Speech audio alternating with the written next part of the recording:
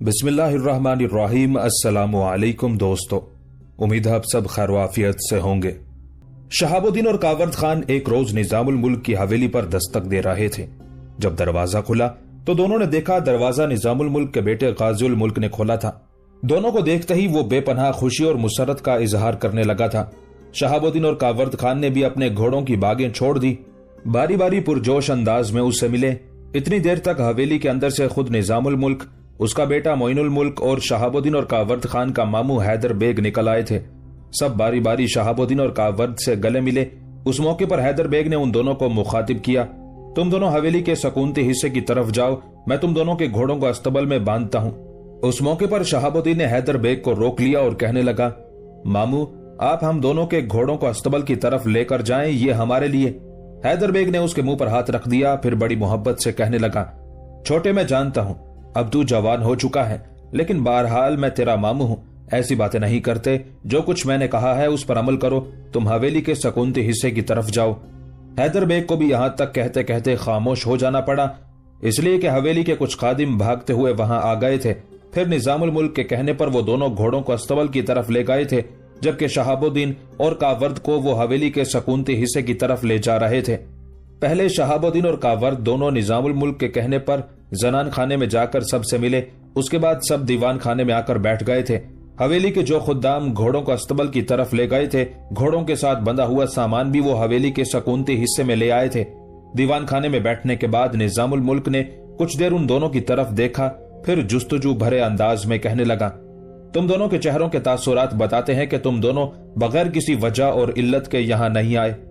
जवाब में शहाबुद्दीन ने कंधार से दिल्ली वापस आते हुए जिस हादसे में उसका बाप, चचा और चची मारे गए थे, उसकी तफसील सबसे कह दी थी। ये तफसील जानकर निजामुल मुल्क का चेहरा गजबनाक हो गया था। मोइनुल मुल्क, गाजिउल मुल्क और हैदर बेग बेपनाह गुस्से का इजहार कर रहे थे। सबसे पहले सब ने मिलकर दुआ मांगी, फिर उसके बाद हैदर बेग ने निजामुल मुल्क की तरफ देखा, फिर कहने लगा, इन दोनों बादशाह गरों के हौसले अब हद से बढ़ गए हैं, इनका कोई ना कोई बंदोबस्त करना ही पड़ेगा। इनका बंदोबस्त लगता है मुझे ही करना होगा। हैदर बेग जब खामोश हुआ तब शहाबुद्दीन बोल उठा, मामू मेरा और कावर्द खान का आप लोगों की तरफ आने का मकसद सिर्फ इस वाक़े की इत्तला देना नहीं है। हम दोनों भाइयों ने तहिया कर रखा है कि हम 4 अफराद और इनके गुमाश्तों के खिलाफ जरूर हरकत में आएंगे। एक तो सफदर अली, दूसरा आलम अली और उसके अलावा उन दोनों के भाई मंसूर अली और सुल्तान अली हैं। जब तक हम इन चारों का खात्मा नहीं करेंगे, हम समझेंगे कि हमें जिंदा रहने और जीने का कोई हक ही नहीं है। शहाबुद्दीन जब खामोश हुआ तब निजामुल मुल्क ने कुछ देर तक बड़ी शफकत से उसकी तरफ देखा, फिर कहने लगा, मेरे बच्चों, मैं तुम दोनों के जज्बों की कदर करता हूँ। पहले मुझे मेरे चचा अमीन खान की गुफ्तगू से आगाह करो जो उसने तुम्हें रुखसत करते वक्त की होगी। निजामुल मुल्क के उस इस्तफसार पर शहाबुद्दीन ने अपने दादा की सारी गुफ्तगू तफसील के साथ कह दी थी। उसके साथ निजामुल मुल्क खुशी का इजहार करते हुए कहने लगा, मैं यही तवक्को कर रहा था कि मेरा चचा मोहम्मद अमीन खान तुमसे ऐसे ही अल्फाज कहेगा कि मेरे मशवरे के बगैर कोई काम ना करना।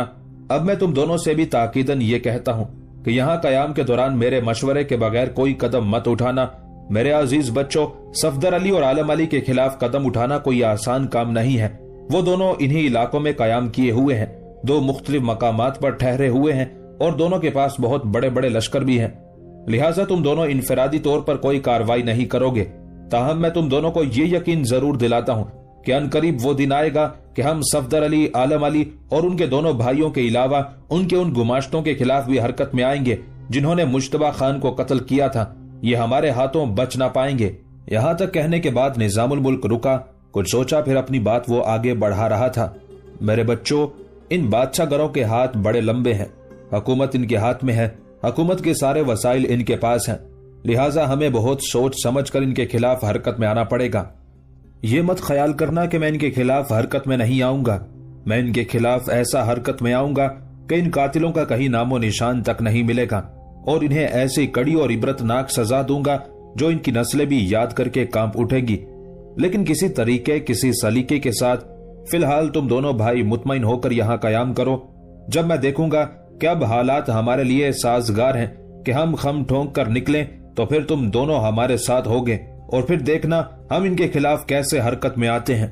यहाँ तक कहने के बाद निजामुल मुल्क ने अपने बेटे गाजिउल मुल्क की तरफ देखा, उसे मुखातिब करके कहने लगा, गाजिउल मुल्क, दोनों भाइयों को साथ ले जाओ, पहले इन दोनों के खाने का एहतमाम करो, फिर इन्हें आराम करने दो, मैं रात को इनके साथ गुफ्तगू करूंगा। निजामुल मुल्क के कहने पर गाजी उल मुल्क उठा और शहाबुद्दीन और कावर्द दोनों को अपने साथ ले गया था। उधर कंधार में गिलजी सरदार मीरवेस का बेटा महमूद खान फिर ईरान पर जरब लगाने के लिए अपनी तैयारियों को आखिरी शक्ल दे चुका था। इससे पहले जो उसने ईरान पर यलगार की थी और पसपा होना पड़ा था, उससे उसने बड़ा सबक सीखा था। अब वो अपनी पूरी तैयारियों, ताकत और कुव्वत में इजाफा करके ईरान पर जरब लगाना चाहता था। और जब उसने देखा कि उसकी तैयारियां अपनी तकमील को पहुंच गई हैं, तो उसने ईरान पर हमलावर होने के लिए कंधार से कूच किया। महमूद के पास उस वक्त 20 से 25 हजार का एक लश्कर था। कंधार से निकलकर उसने पहले की तरह सिस्तान का रुख किया। बड़े पुरजोश और जोशीले अंदाज में इस बार मीरवेस का बेटा महमूद सिस्तान पर हमलावर हुआ। यहाँ ईरानियों का जो दिफाई लश्कर था, उसको उसने मौत के घाट उतार दिया और सिस्तान पर उसने कब्जा कर लिया था। सिस्तान में महमूद ने चंद रोज तक कयाम करके अपने लश्करियों को चंद रोज सुस्ताने का मौका फराहम किया। जंग के दौरान माले गनीमत से उसे जो कुछ हासिल हुआ था, वो उसने अपने लश्करियों में तकसीम कर दिया, जिसकी बिना पर लश्करियों के हौसले मजीद बुलंद हो गए थे। सिस्तान को फतह करने के बाद कंधार के वाली महमूद खान ने अब ईरान के मरकजी शहर इस्फहान का रुख किया था। दूसरी तरफ ईरान के बादशाह सुल्तान हुसैन को जब खबर हुई कि महमूद खान फिर ईरान पर हमलावर हुआ है और ये कि सिस्तान को उसने फतह करके तहबाला करके रख दिया है और अब वो इस्फहान की तरफ पेशकदमी किए हुए है, तो उसने अपने सरकर्दा लोगों का एक वफ्द तैयार किया। उस वफ्द को सफीरों की सूरत में उसने महमूद की तरफ रवाना किया और उसे ये पेशकश की कि वो 30,000 पाउंड का नजराना लेकर वापस कंधार की तरफ चला जाए और इस्फहान पर हमलावर होने का इरादा तर्क कर दे। महमूद खान ने उस मौके पर ईरान के शहंशाह सुल्तान हुसैन की उस पेशकश को मुस्तरद कर दिया। उस पेशकश से उसने ये भी अंदाजा लगा लिया था कि ईरान के सफवी खानदान के हुक्मरान अब कमजोर हो चुके हैं और उनमें इतनी हिम्मत और ताकत नहीं कि वो उसका मुकाबला कर सकें। लिहाजा उसने हर सूरत में ईरान को फतह करके उस पर कब्जा करने की ठान ली थी। सिस्तान से इस्फहान की तरफ पेशकदमी करते हुए महमूद खान इस्फहान से 11 मील के फासले पर गुल्ला आबाद के मकाम पर अपने लश्कर के साथ पड़ाव कर गया था। जब महमूद के इस्फहान के इस कदर करीब पहुंचने की खबर इस्फहान में पहुंची, तो इस्फहान के अंदर एक हलचल बर्पा हो गई थी। ईरान का बादशाह सुल्तान हुसैन और उसके सारे उमराए सल्तनत फिक्रमंद हो गए थे कि अगर महमूद खान ने हमलावर होकर ईरानी हुक्मरानों का तख्ता उलट दिया तो उनका क्या बनेगा। उस सूरत हाल को देखते हुए ईरान के सफवी हुक्मरान सुल्तान हुसैन ने अपने सारे उमरा और सालारों की मजलिस मुशावरत तलब कर ली थी। उस मजलिस मुशावरत के दौरान अक्सर सालारों और उमरा की ये राय थी कि फिलहाल दिफाई तदाबीर इख्तियार करना मुनासिब होगा और शहर से बाहर निकलकर महमूद का मुकाबला करना किसी तरह भी सूदमंद नहीं। अगर शहर से बाहर महमूद के हाथों ईरानी लश्कर को शिकस्त हो गई तो ईरानी लश्कर कहीं भी अपने पांव जमा नहीं सकेगा। लेकिन ईरानी लश्कर के सिपह सालार ने उन सब के खिलाफ राय दी। उसने सफवी हुक्मरान सुल्तान हुसैन को मशवरा दिया कि हमें शहर के अंदर महसूर होकर अपना दिफा करने की बजाय शहर से बाहर निकलकर हमलावरों का मुकाबला करना चाहिए और उन्हें अपनी सल्तनत और इलाकों से मार भगाना चाहिए। ईरान के शहंशाह सुल्तान हुसैन ने अपने उस सालार की राय से इत्तेफाक किया।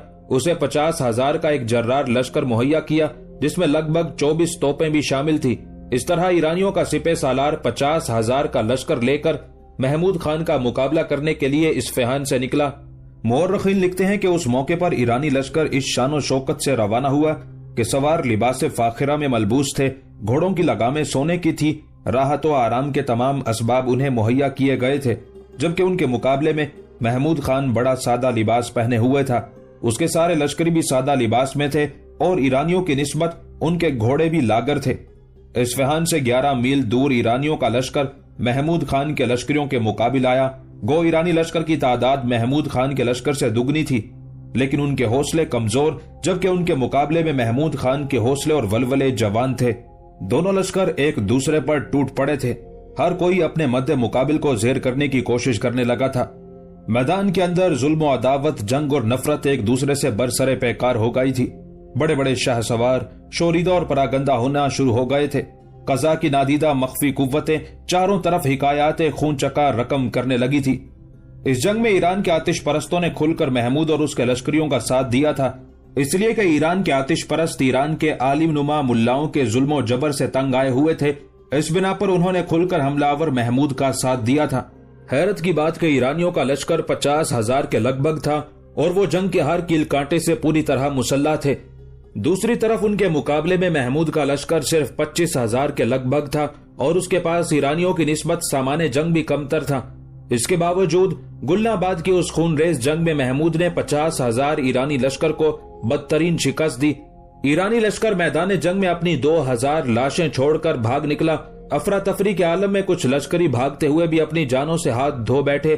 اس طرح ایران کے صفوی حکمرانوں کی شکست نے ثابت کر دیا کہ اہل ایران اب اپنے ملک کا دفاع نہیں کر سکتے۔ گلنا آباد کی فتح کے بعد محمود اور اس کے لشکریوں کے حوصلے مزید بڑھ گئے تھے۔ 50,000 ایرانیوں کو شکست دینے کے بعد ان کے پڑاؤ کی ہر چیز پر قبضہ کر لیا گیا۔ اس قبضے کی وجہ سے محمود اور اس کے لشکریوں کے ہاتھ بہت کچھ لگا۔ ایرانیوں کو شکست دینے کے بعد محمود نے جلفا شہر کا رخ کیا۔ یہ شہر ارمنی عیسائیوں کا تھا۔ انہوں نے شہر سے باہر نکل کر محمود اور اس کے لشکریوں کا مقابلہ کیا، لیکن محمود نے ان پر ایسے زوردار حملے کیے کہ غیر مسلم ارمنیوں نے اس کے سامنے ہتھیار ڈال دیے، اپنے کیے کی معافی مانگی۔ ساتھ ہی انہوں نے محمود کو 1,40,000 پاؤنڈ کی خطیر رقم بطور تاوان جنگ بھی ادا کی۔ اس طرح محمود کو آئندہ کے لیے اپنے جنگی اخراجات پورے کرنے کے لیے کافی رقم مل گئی تھی۔ ان فتوحات سے محمود اور اس کے لشکریوں کا حوصلہ مزید بڑھ چکا تھا۔ اب محمود نے اپنے لشکریوں کے ساتھ اصفہان کا رخ کیا اور اصفہان کے نواح میں زندرود کے پلوں کے سامنے اس نے اپنے لشکر کا پڑاؤ کر لیا تھا۔ جہاں محمود نے پڑاؤ کیا تھا وہاں سے اصفہان میں صفوی بادشاہوں کے عالی شان محلات اور باغات صاف دکھائی دینے لگے تھے۔ اب محمود کے لیے شہر کی طرف پیش قدمی کرنے میں صرف ایک پل حائل تھا۔ محمود نے اس پل پر سے گزرنے کی کوشش کی، لیکن پل کی دوسری طرف ایرانی لشکر کا سالار احمد آگا ایک کافی بڑے لشکر کے ساتھ مقیم تھا، لہٰذا محمود کو وہ پل پار کرنے کے لیے کافی جدوجہد کرنی پڑی۔ دونوں لشکر آپس میں ٹکرائے۔ اس ٹکراؤ کے بعد طرفین میں پھر صلح کی گفتگو ہوئی۔ اس صلح کی گفتگو کے نتیجے میں محمود نے ایران کے بادشاہ کو مندرجہ ذیل 2 شرائط پیش کی۔ اول، قندھار، خراسان اور کرمان کے علاقوں میں محمود کی خود مختار حکومت تسلیم کر لی جائے۔ دوم، 1,00,000 پاؤنڈ بطور تاوان ادا کیے جائیں۔ صفوی تاجدار سلطان حسین کے حوصلے اگرچہ پست ہو چکے تھے، لیکن یہ شرطیں اس کے لیے قابل قبول نہ تھی، چنانچہ اس نے محمود خان کی ان شرائط کو مسترد کر دیا۔ محمود نے اصفہان پر براہ راست حملہ کرنے کا ارادہ کچھ دیر کے لیے ملتوی کر دیا اور آس پاس کے علاقوں میں لوٹ مار کرتے ہوئے اپنے لیے رسد اور ضروریات کا سامان فراہم کرنے کی طرف توجہ مبذول کی تھی۔ لوٹ مار کرنے کے بعد محمود نے پھر اسی پل پر اپنے لشکر کے ساتھ پڑاؤ کیا جہاں چند دن پہلے وہ پڑاؤ کر چکا تھا۔ اس بار وہ پورے جوش و خروش سے یلغار کرتے ہوئے پل کی دوسری طرف ایرانیوں کے لشکر پر حملہ ور ہوا۔ ایرانی لشکر کو بدترین شکست دے کر اس نے بھاگ جانے پر مجبور کر دیا۔ آگے بڑھا اور دارالحکومت اصفہان کو اس نے اپنے محاصرے میں لے لیا۔ محاصرے نے جب طول پکڑا تو اسی عرصے میں آس پاس کے دیہات تباہ ہو چکے تھے۔ سرسبز باغوں میں خاک اٹھ رہی تھی، شہر میں رسد ختم ہو چکی تھی جس سے سخت قحط پڑ گیا تھا۔ گھوڑوں اور کھچروں تک کا گوشت کھانے کے لیے اہل شہر کو میسر نہ تھا۔ درختوں کے پتے کچھ عرصہ کھا کر گزارا کرتے رہے، اب وہ بھی ناپید تھے۔ بھوک سے مرنے والوں کے جنازے پر جنازے نکلنے لگے تھے۔ گلی کوچوں میں شور برپا تھا۔ محمود کا خیال تھا کہ گلنا آباد کی طرح یہاں بھی اسے بآسانی فتح حاصل ہو جائے گی، لیکن ایک تو محاصرہ طول پکڑ گیا تھا، دوسرے اچانک ایک طرف سے ایک ایرانی لشکر نکلا، محمود کے لشکر کے ایک حصے پر حملہ ور ہوا، محمود کے کئی لشکریوں کو موت کے گھاٹ اتار دیا، اور اس حملے میں محمود کا ایک چچا اور اس کے 2 بیٹے بھی ہلاک کر دیے گئے تھے۔ تاہم ان ساری مشکلات کے باوجود محمود نے اصفہان کا محاصرہ جاری رکھا۔ اسی دوران سیستان کے حکمران محمود سیستانی کو دارالحکومت کے گھیرے جانے کا علم ہوا تو وہ 10,000 کا ایک لشکر لے کر صفوی بادشاہ سلطان حسین کی مدد کے لیے پہنچ گیا۔ اب قندھار کے محمود خان نے سیستانی کے محمود کو مقابلے سے باز رکھنے کی کوشش کی۔ اس گفتگو کے دوران محمود سیستانی نے رقم لے کر ایران کے شہنشاہ کی مدد کرنے سے ہاتھ روک لیا۔ اس طرح محمود خان کو پھر اصفہان کا محاصرہ سختی سے کرنے کا موقع مل گیا۔ دوسری طرف اصفہان میں قحط شدت اختیار کر گیا تھا۔ اہل شہر اپنے بادشاہ سلطان حسین کو جنگ پر آمادہ کرتے تھے۔ ہر طرف چیخو پکار کی صدائیں بلند ہو رہی تھی۔ اس پر سلطان حسین نے محمود کی پیش کردہ شرائط پر صلح کرنے کی پیشکش کی، لیکن محمود نے کہلا بھیجا کہ اب وقت گزر چکا ہے، حالات بدل گئے ہیں، اب غیر مشروط طور پر ہتھیار ڈالنے کے سوا اور کوئی صورت باقی نہیں ہے۔ ایران کے بادشاہ سلطان حسین کے لیے اب اس کے سوا اور کوئی چارہ نہ تھا کہ صفوی تاج اپنے حریف کی نظر کر دے۔ آخر بصد حسرت وہ تخت و تاج سے دستبردار ہو گیا، ماتمی لباس پہن کر اپنے امراء کے ساتھ اصفہان شہر سے باہر نکلا اور محمود کے لشکر میں پہنچ کر محمود سے جا ملا اور اسے بطور فرزند خطاب کرتے ہوئے صفوی تاج اس کے سر پر رکھ کر حکومت اس کے سپرد کر دی۔ اس طرح محمود فاتحانہ انداز میں ایران کے دارالحکومت اصفہان میں داخل ہوا۔ اس طرح 7 ماہ کا محاصرہ ختم ہو گیا۔ اصفہان ایران کا ایک قدیم شہر تھا، صفوی خاندان کا دارالحکومت تھا۔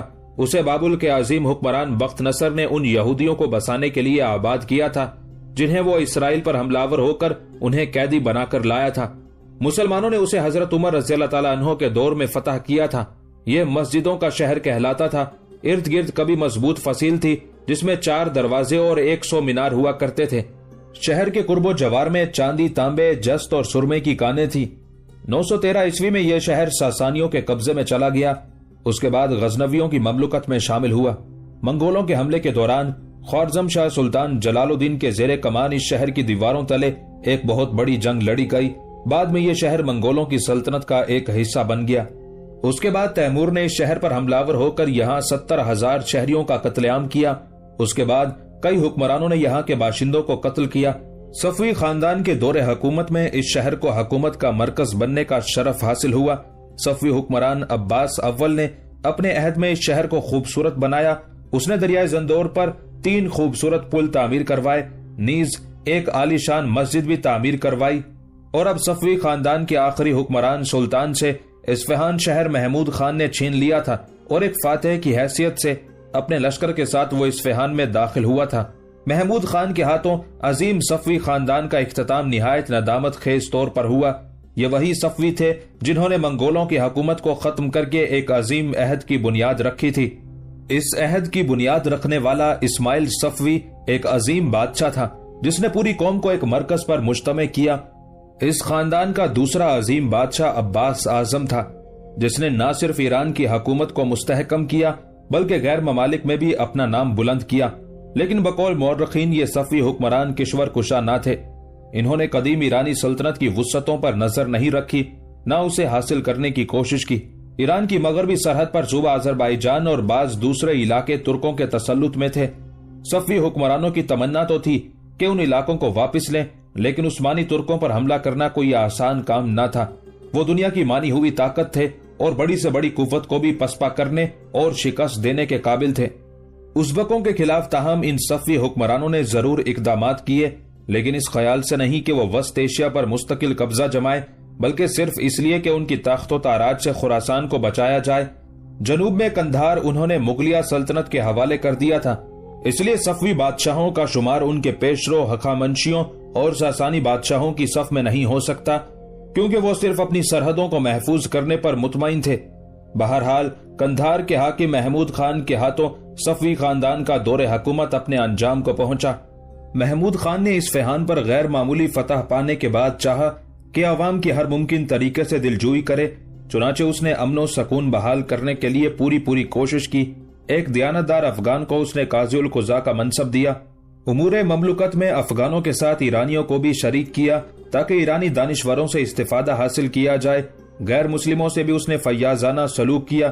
شروع میں اس کے رویے سے امید بندی تھی کہ ایران پھر سکون اور خوشحالی کی نعمت سے ہمکنار ہو جائے گا، لیکن زیادہ عرصہ نہ گزرا تھا کہ ایران کے حالات خراب ہونا شروع ہو گئے، اس لیے کہ ایران میں افغانوں کا پائیدار حکومت قائم کرنا آسان نہ تھا۔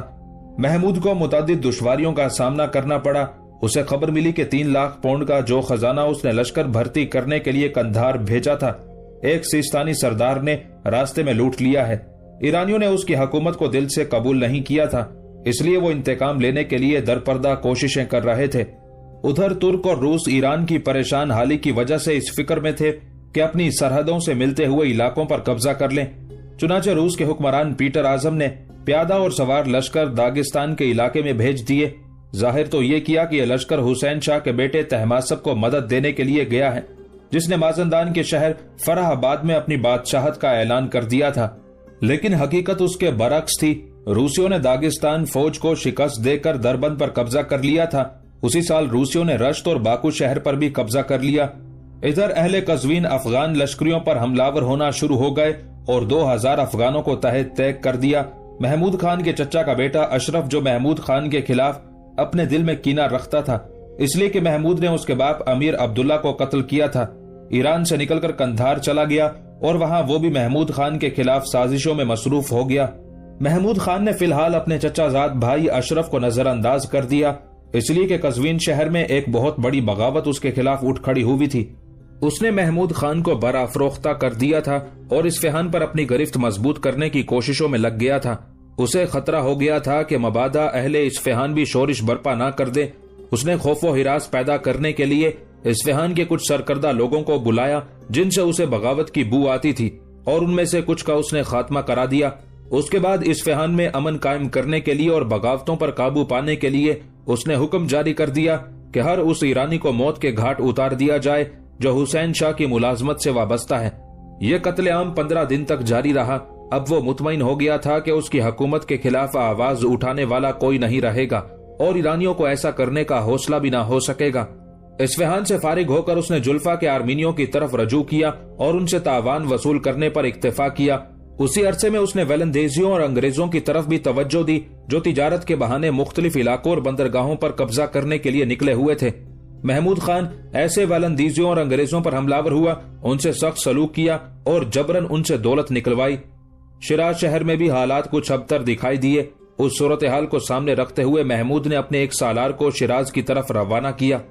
محمود خان کے اس سالار نے شیراز پر قبضہ کر لیا اور وہاں جس قدر باغی عناصر تھے ان سب کا خاتمہ کر دیا گیا تھا۔ اب ایران کے دیگر شہروں میں بھی محمود خان کے خلاف شورش کے علاوہ سازشوں کی بساط بچھنے لگی تھی۔ اس بنا پر ایک لشکر کو حزد یعنی یزد شہر پر حملہ کرنے کے لیے بھیجا گیا، اس لیے کہ وہاں بھی مخالفین کا گروہ اٹھ کھڑا ہوا تھا۔ حزد کے نواح میں باغیوں اور شورش پسندوں کے ساتھ محمود کے لشکر کا مقابلہ ہوا۔ اس مقابلے کے دوران محمود خان کے کافی لشکری جنگ میں کام آ گئے، جس کی وجہ سے محمود کے لشکری دل برداشتہ ہو گئے اور اس کے اپنے لشکر میں شورش کے آثار نظر آنے لگے۔ کچھ لوگ علل اعلان محمود کے خلاف چیمہ گوئیاں کرنے لگے اور کچھ سالاروں نے محمود خان سے یہ مطالبہ کرنا شروع کر دیا کہ وہ اپنے چچا کے بھائی اشرف کو قندھار سے ایران بلا لے۔ جب یہ مطالبہ زور پکڑ گیا تو آخرکار مجبور ہو کر محمود نے اشرف کو قندھار سے ایران بلا لیا۔ کچھ سالاروں کے دباؤ ڈالنے پر محمود خان نے اپنے چچا زاد اشرف کو قندھار سے ایران تو بلا لیا، لیکن محمود خان نے اشرف کے باپ میر عبداللہ کو قتل کیا تھا، اس لیے اشرف درپردہ محمود سے نفرت کرتا تھا۔ محمود خود بھی اس سے خوف زدہ تھا اور پھر محمود اشرف کو امارا کے مطالبے پر بلانے پر مجبور ہوا تھا، اس لیے وہ سخت پیچ و تاب میں تھا۔ پھر لوگوں کی توجہ اشرف کی طرف بڑھتی گئی، جس سے محمود اور بھی زیادہ بے چین رہنے لگا۔ اس اضطراب اور سراسیمگی کی کیفیت کو ہلکا کرنے کے لیے اس نے 14 دن تک گوشہ نشینی اختیار کر لی، غذا کم کر دی اور اکثر وقت ریاضت میں گزارنے لگا، لیکن اس سے اس کی وحشت میں اور زیادہ اضافہ ہوا۔ اس دوران ایک اور بڑا حادثہ نمودار ہوا۔ محمود کو خبر ملی کہ ایران کے سابق بادشاہ سلطان حسین کا بیٹا صفی مرزا اصفہان سے بھاگ نکلا ہے۔ یہ خبر سن کر محمود بڑا برہم اور سیخپا ہوا۔ ذہنی طور پر وہ پہلے ہی بکھرا ہوا تھا، چنانچہ اس نے شاہی خاندان کے افراد کو بے درے قتل کرنے کا حکم دے دیا۔ چنانچہ 31 افراد موت کے گھاٹ اتار دیے گئے۔ صرف سابق بادشاہ بدنصیب حسین شاہ کو لواحقین کے خون پر آنسو بہانے کے لیے زندہ چھوڑ دیا گیا۔ حالات جب مزید خراب ہونے لگے تب محمود خان کے اضطراب اور اس کی سراسیمگی میں اور اضافہ ہونے لگا۔ اس کی حالت دیکھتے ہوئے امارا نے اس سے مطالبہ کیا کہ وہ بیمار رہنے لگا ہے، لہٰذا وہ اپنے چچا زاد بھائی اشرف کو اپنا جان نشین بنا دے۔ محمود مجبور تھا، اس نے ایسا ہی کیا، لیکن اس کے چند ہی ہفتوں بعد محمود انتقال کر گیا اور اس کی جگہ اشرف جو اس کا چچا زاد بھائی تھا حکمران ہوا، اور کہا جاتا ہے کہ اشرف نے اسے مروا ڈالا تھا۔ دہلی کے قصر شاہی میں ایک روز اورنگزیب عالمگیر کے بیٹے معظم علی کی بیوہ اور محمد شاہ کی دادی مہر پرور محمد شاہ کی رضائی بہن رحیم النساء کے ساتھ بیٹھی کسی موضوع پر گفتگو کر رہی تھی کہ اس کمرے کے دروازے پر محمد شاہ نمودار ہوا۔ اسے دیکھتے ہی مہر پرور کھل سی اٹھی تھی، مسکرائی، ایک نشست کی طرف اشارہ کرتے ہوئے کہنے لگی، میرے بیٹے یہاں میرے پاس آ کر بیٹھو۔ مہر پرور اور رحیم النساء دونوں نے دیکھا محمد شاہ بکھرا بکھرا پریشان اور فکر مند تھا۔ اس کی گردن جھکی ہوئی تھی، چہرے پر پریشانیوں اور تفکرات کے آثار نمایاں تھے۔ آہستہ آہستہ تھکی تھکی چال چلتا ہوا وہ اپنی دادی مہر پرور کے پہلو میں آ کر بیٹھ گیا۔ مہر پرور کچھ دیر تک بڑے غور سے اس کی طرف دیکھتی رہی، پھر فکر گیرا آواز میں اسے مخاطب کیا، محمد شاہ میرے بیٹے کیا ہوا؟ اس سے پہلے تو میں نے کبھی تمہاری حالت ایسی نہیں دیکھی۔ تم جب بھی میرے پاس آئے مسکراتے ہوئے آئے، آج کیا معاملہ ہوا ہے؟ کیا بادشاہ گروں کی طرف سے تمہارے لیے بھی خطرات امڑ آئے ہیں اور وہ تمہارا بھی خاتمہ کرنے کے در پہ ہیں؟ بیٹے اگر ایسی کوئی بات ہے تو پھر کوئی کاروائی کرنے سے قبل محمد امین خان سے مشورہ کرنا۔ اس وقت بادشاہ گروں سے اگر تمہیں کوئی محفوظ رکھ سکتا ہے تو صرف وہ دو آدمی ہیں، ایک محمد امین خان اور دوسرا اس کا بھتیجا نظام الملک۔ نظام الملک تو چلو اس وقت دکن میں ہے، لیکن میں نے سنا ہے وہاں اس نے اپنی طاقت اور قوت میں خوب اضافہ کر لیا ہے۔ لیکن اب اگر تمہیں کسی معاملے میں دونوں بادشاہ گروں سے خطرہ ہے تو بیٹے اس خطرے کو ٹالنے کے لیے محمد امین خان سے مشورہ کرو۔ اگر ایسی کوئی بات ہے تو کہو، میں محمد امین خان کو یہیں اپنے پاس بلا لیتی ہوں۔ اور یہاں تک کہتے کہتے مہر پرور کو رک جانا پڑا، اس لیے کہ اس کی بات کاٹتے ہوئے محمد شاہ بول اٹھا تھا، دادی اماں ایسی کوئی بات نہیں، میں محمد امین خان سے متعلق ہی بری خبر لے کر آپ کی خدمت میں حاضر ہوا ہوں۔ محمد شاہ کے ان الفاظ پر مہر پرور چونکی تھی، تجسس بھرے انداز میں اس کی طرف دیکھنے لگی، کچھ کہنا چاہتی تھی کہ محمد شاہ پھر بول اٹھا، دادی اماں میں وہ خبر سنانے کی استطاعت نہیں رکھتا، یوں جانے کچھ لوگ میری پشت خالی کرنے کی کوشش کر رہے ہیں۔ دہلی میں میرا ایک ہی پشتبان ہے جس پر میں بد سے بدترین حالات میں بھی اعتماد اور بھروسہ کر سکتا ہوں، لیکن اسے ہی مجھ سے چھیننے کی کوشش کی جا رہی ہے۔ اماں آپ کے اندازے کافی حد تک درست ہیں۔ آج دونوں بادشاہ گر میرے پاس آئے تھے اور انہوں نے ایک طرح سے تنبیہ آمیز انداز میں مجھے دھمکی دے دی ہے کہ میں امین خان کو وزارت کے عہدے سے علیحدہ کر دوں اور ہندوستان کا جو بھی وزیر بنایا جائے گا وہ ان دونوں کی مرضی سے مقرر کیا جائے گا۔ اماں اگر میں ایسا کرتا ہوں تو پھر میں مکمل طور پر ان دونوں کے ہاتھوں میں کھلونا بن کر رہ جاؤں گا، وہ جب چاہیں گے میرا خاتمہ کر دیں گے، اس لیے کہ میری حالت ان دونوں کے سامنے اس بے بس پرندے کی سی ہوگی جسے شکاری نے پوری طرح اپنے جال میں پھنسا لیا ہو۔ اماں میں اپنے اوپر ایسی حالت طاری نہیں ہونے دینا چاہتا۔ اماں میں محمد امین خان کو اس عہدے اس منصب سے کیسے علیحدہ کر دوں؟ جب وہ دربار میں میرے پاس آتا ہے تو اس کی موجودگی میں بادشاہ گروں کو ہمت اور جرت نہیں ہوتی کہ کسی بھی موضوع پر مخالفانہ رویہ اختیار کرتے ہوئے میرے ساتھ گفتگو کریں۔ ایک تو امین خان کا ذاتی اور شخصی رعب بھی ایسا ہے کہ بہت کم لوگ اس کے خلاف بولنے کی جرت کرتے ہیں، اور پھر جب وہ بے باکانہ اور دلیرانہ انداز میں گفتگو کرتا ہے تو جو لوگ سازشوں اور شورشوں کے رسیاں ہیں وہ ماند اور برف ہو کر رہ جاتے ہیں۔ اماں اب بتاؤ میں کیا کروں؟ دونوں بادشاہ گر چاہتے ہیں کہ میں محمد امین خان کو علیحدہ کر دوں۔ محمد امین خان کو علیحدہ کرنے کا مطلب یہ ہے کہ میں اپنے دونوں ہاتھ کاٹ کر ان کے ہاتھوں میں دے دوں اور وہ جدھر اور جس طرح چاہے مجھے گھسیٹتے پھرے۔ یہاں تک کہنے کے بعد محمد شاہ خاموش ہو گیا۔ رحیم النساء کی گردن جھکی ہوئی تھی، گہری سوچوں میں کھو گئی تھی۔ مہر پرور بھی کچھ سوچ رہی تھی۔ آخر مہر پرور نے ایک گہری نگاہ محمد شاہ پر ڈالی، پھر ہلکے ہلکے تبسم میں کہنے لگی، بچے فکر مند ہونے کی ضرورت نہیں ہے۔ تمہاری دادی کا تمہارے لیے مشورہ یہ ہے کہ ان بادشاہ گروں کے سامنے کبھی مت جھکنا۔ اس سے پہلے انہوں نے میرے خاندان کے بہت سے افراد کو موت کے گھاٹ اتارا، ان کی موت کو میں نے کیسے برداشت کیا یہ میں ہی جانتی ہوں۔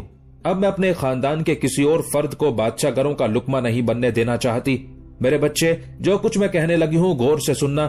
یہاں سے نکلنے کے بعد پہلا کام تو یہ کرو کہ دونوں بادشاہ گروں سے کچھ دن کی مہلت طلب کرو۔ ان سے کہو اس سلسلے میں مجھے چند دن کی مہلت دو، اپنی دادی اور دوسرے سرکردہ لوگوں سے مشورہ کروں گا، اس کے بعد کوئی قدم اٹھاؤں گا جس میں تم دونوں بھائیوں کے اطمینان اور تسلی کا پہلو بھی نکلے گا۔ میرا اندازہ ہے تمہارے ان الفاظ سے بادشاہ گر کسی قدر مطمئن ہو جائیں گے اور انہیں حوصلہ ہو جائے گا کہ تم آخرکار امین خان کو وزارت کے عہدے سے ہٹانے پر رضامند ہو جاؤ گے۔ اس لیے جب تم ان سے کہو گے کہ تم اس سلسلے میں اپنی دادی سے مشورہ کرو گے تو وہ یہی خیال کریں گے کہ دادی کبھی نہیں چاہے گی کہ اس کے پوتے کو نقصان ہو، لہٰذا دادی امین خان کو ہٹانے کا مشورہ دے دے گی۔ میرے بچے اس طرح چند دن تمہیں اپنا آپ سنبھالنے کے لیے مل جائیں گے، اور آج ہی تم نے دوسرا کام یہ کرنا ہے کہ تیز رفتار قاصد دکن کی طرف روانہ کر دو، اور جس صورتحال سے اس وقت تم گزر رہے ہو اس کی اطلاع نظام الملک کو کر دو، اور اس کو کہو کہ اب وقت آ گیا ہے کہ ان بادشاہ گروں پر گرفت کی جائے۔ اس کو پیغام بھجواتے وقت یہ بھی کہنا کہ دہلی کے حالات اچھے نہیں ہیں، اور اس موقع پر مہر پرور جسے تم اپنی ماں کہتے ہو تمہیں مدد کے لیے پکارتی ہے۔ محمد شاہ میرے بیٹے، میں تمہیں یقین دلاتی ہوں کہ میرا یہ پیغام سنتے ہی نظام الملک آندھی اور طوفان کی طرح اٹھے گا۔ میرا پیغام سن کر اس کے دل و دماغ میں آگ نہ بھڑک اٹھی تو پھر مجھے مہر پرور مت کہنا، اور مجھے امید ہے کہ جب دکن سے طوفان کی صورت نظام الملک اٹھے گا تو بڑے بڑے سازشیوں، بڑے بڑے عادی مجرموں، بڑے بڑے دراز دستوں کو اپنے سامنے پتوں کی طرح اڑاتا ہوا دہلی کا رخ کرے گا۔ میرے بچے تم ایک بار میرا یہ حربہ آزما کر تو دیکھو۔ یہاں تک کہنے کے بعد مہر پرور رکی، کچھ سوچا، پھر اچانک رحیم النساء کی طرف دیکھتے ہوئے کہنے لگی، रहीम उन्निसा, फौरन मेरे लिए पालकी तैयार कराओ, मैं इसी वक्त अमीन खान के यहाँ जाना पसंद करूंगी। मेहर परवर का यह हुक्म सुनकर रहीम उन्निसा वहां से उठी और बाहर निकल गई। उसके जाने के बाद मेहर परवर ने फिर मोहम्मद शाह को मुखातिब किया, बेटे तू यहीं रह, मैं अकेली अमीन खान के पास जाती हूँ, इस मौजू पर उससे मशवरा करती हूँ और सारे हालात से उसे आगाह भी करती हूँ, ताकि मेरे हालात का मुकाबला करने के लिए वो भी अपनी तरफ से तैयार रहे। तुम्हारा उनके यहाँ जाना मुनासिब नहीं है, इसलिए कि बादशाहगर जरूर तुम पर निगाह रखते होंगे और उन्होंने अपने ऐसे आदमी मुकर्रर किए होंगे जो तुम्हारी नकलो हरकत का जायजा लेते रहते होंगे, इसलिए मैं अकेली अमीन खान के यहाँ जाती हूँ। मोहम्मद शाह ने मेहर परवर की उस तजवीज से इत्तेफाक किया। इतनी देर तक रहीम उन्निसा भी आ गई। पालकी के तैयार होने की खबर पर मोहम्मद शाह अपनी जगह से उठा, सहारा देकर मेहर परवर को उठाया। दूसरी तरफ से रहीम उन्निसा ने भी मेहर परवर को पकड़ लिया। बाहर पालकी जमा दी गई थी। दोनों ने सहारा देकर मेहर परवर को पालकी में बिठा दिया और फिर मोहम्मद शाह के कहने पर कहार पालकी को अमीन खान की हवेली की तरफ ले जा रहे थे।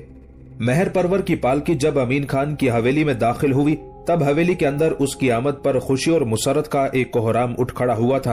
अहले खाना के अलावा उस वक्त हवेली में गोहर आरा, पार्वती, अरुमा, बिशन देवी भी कयाम किए हुए थी।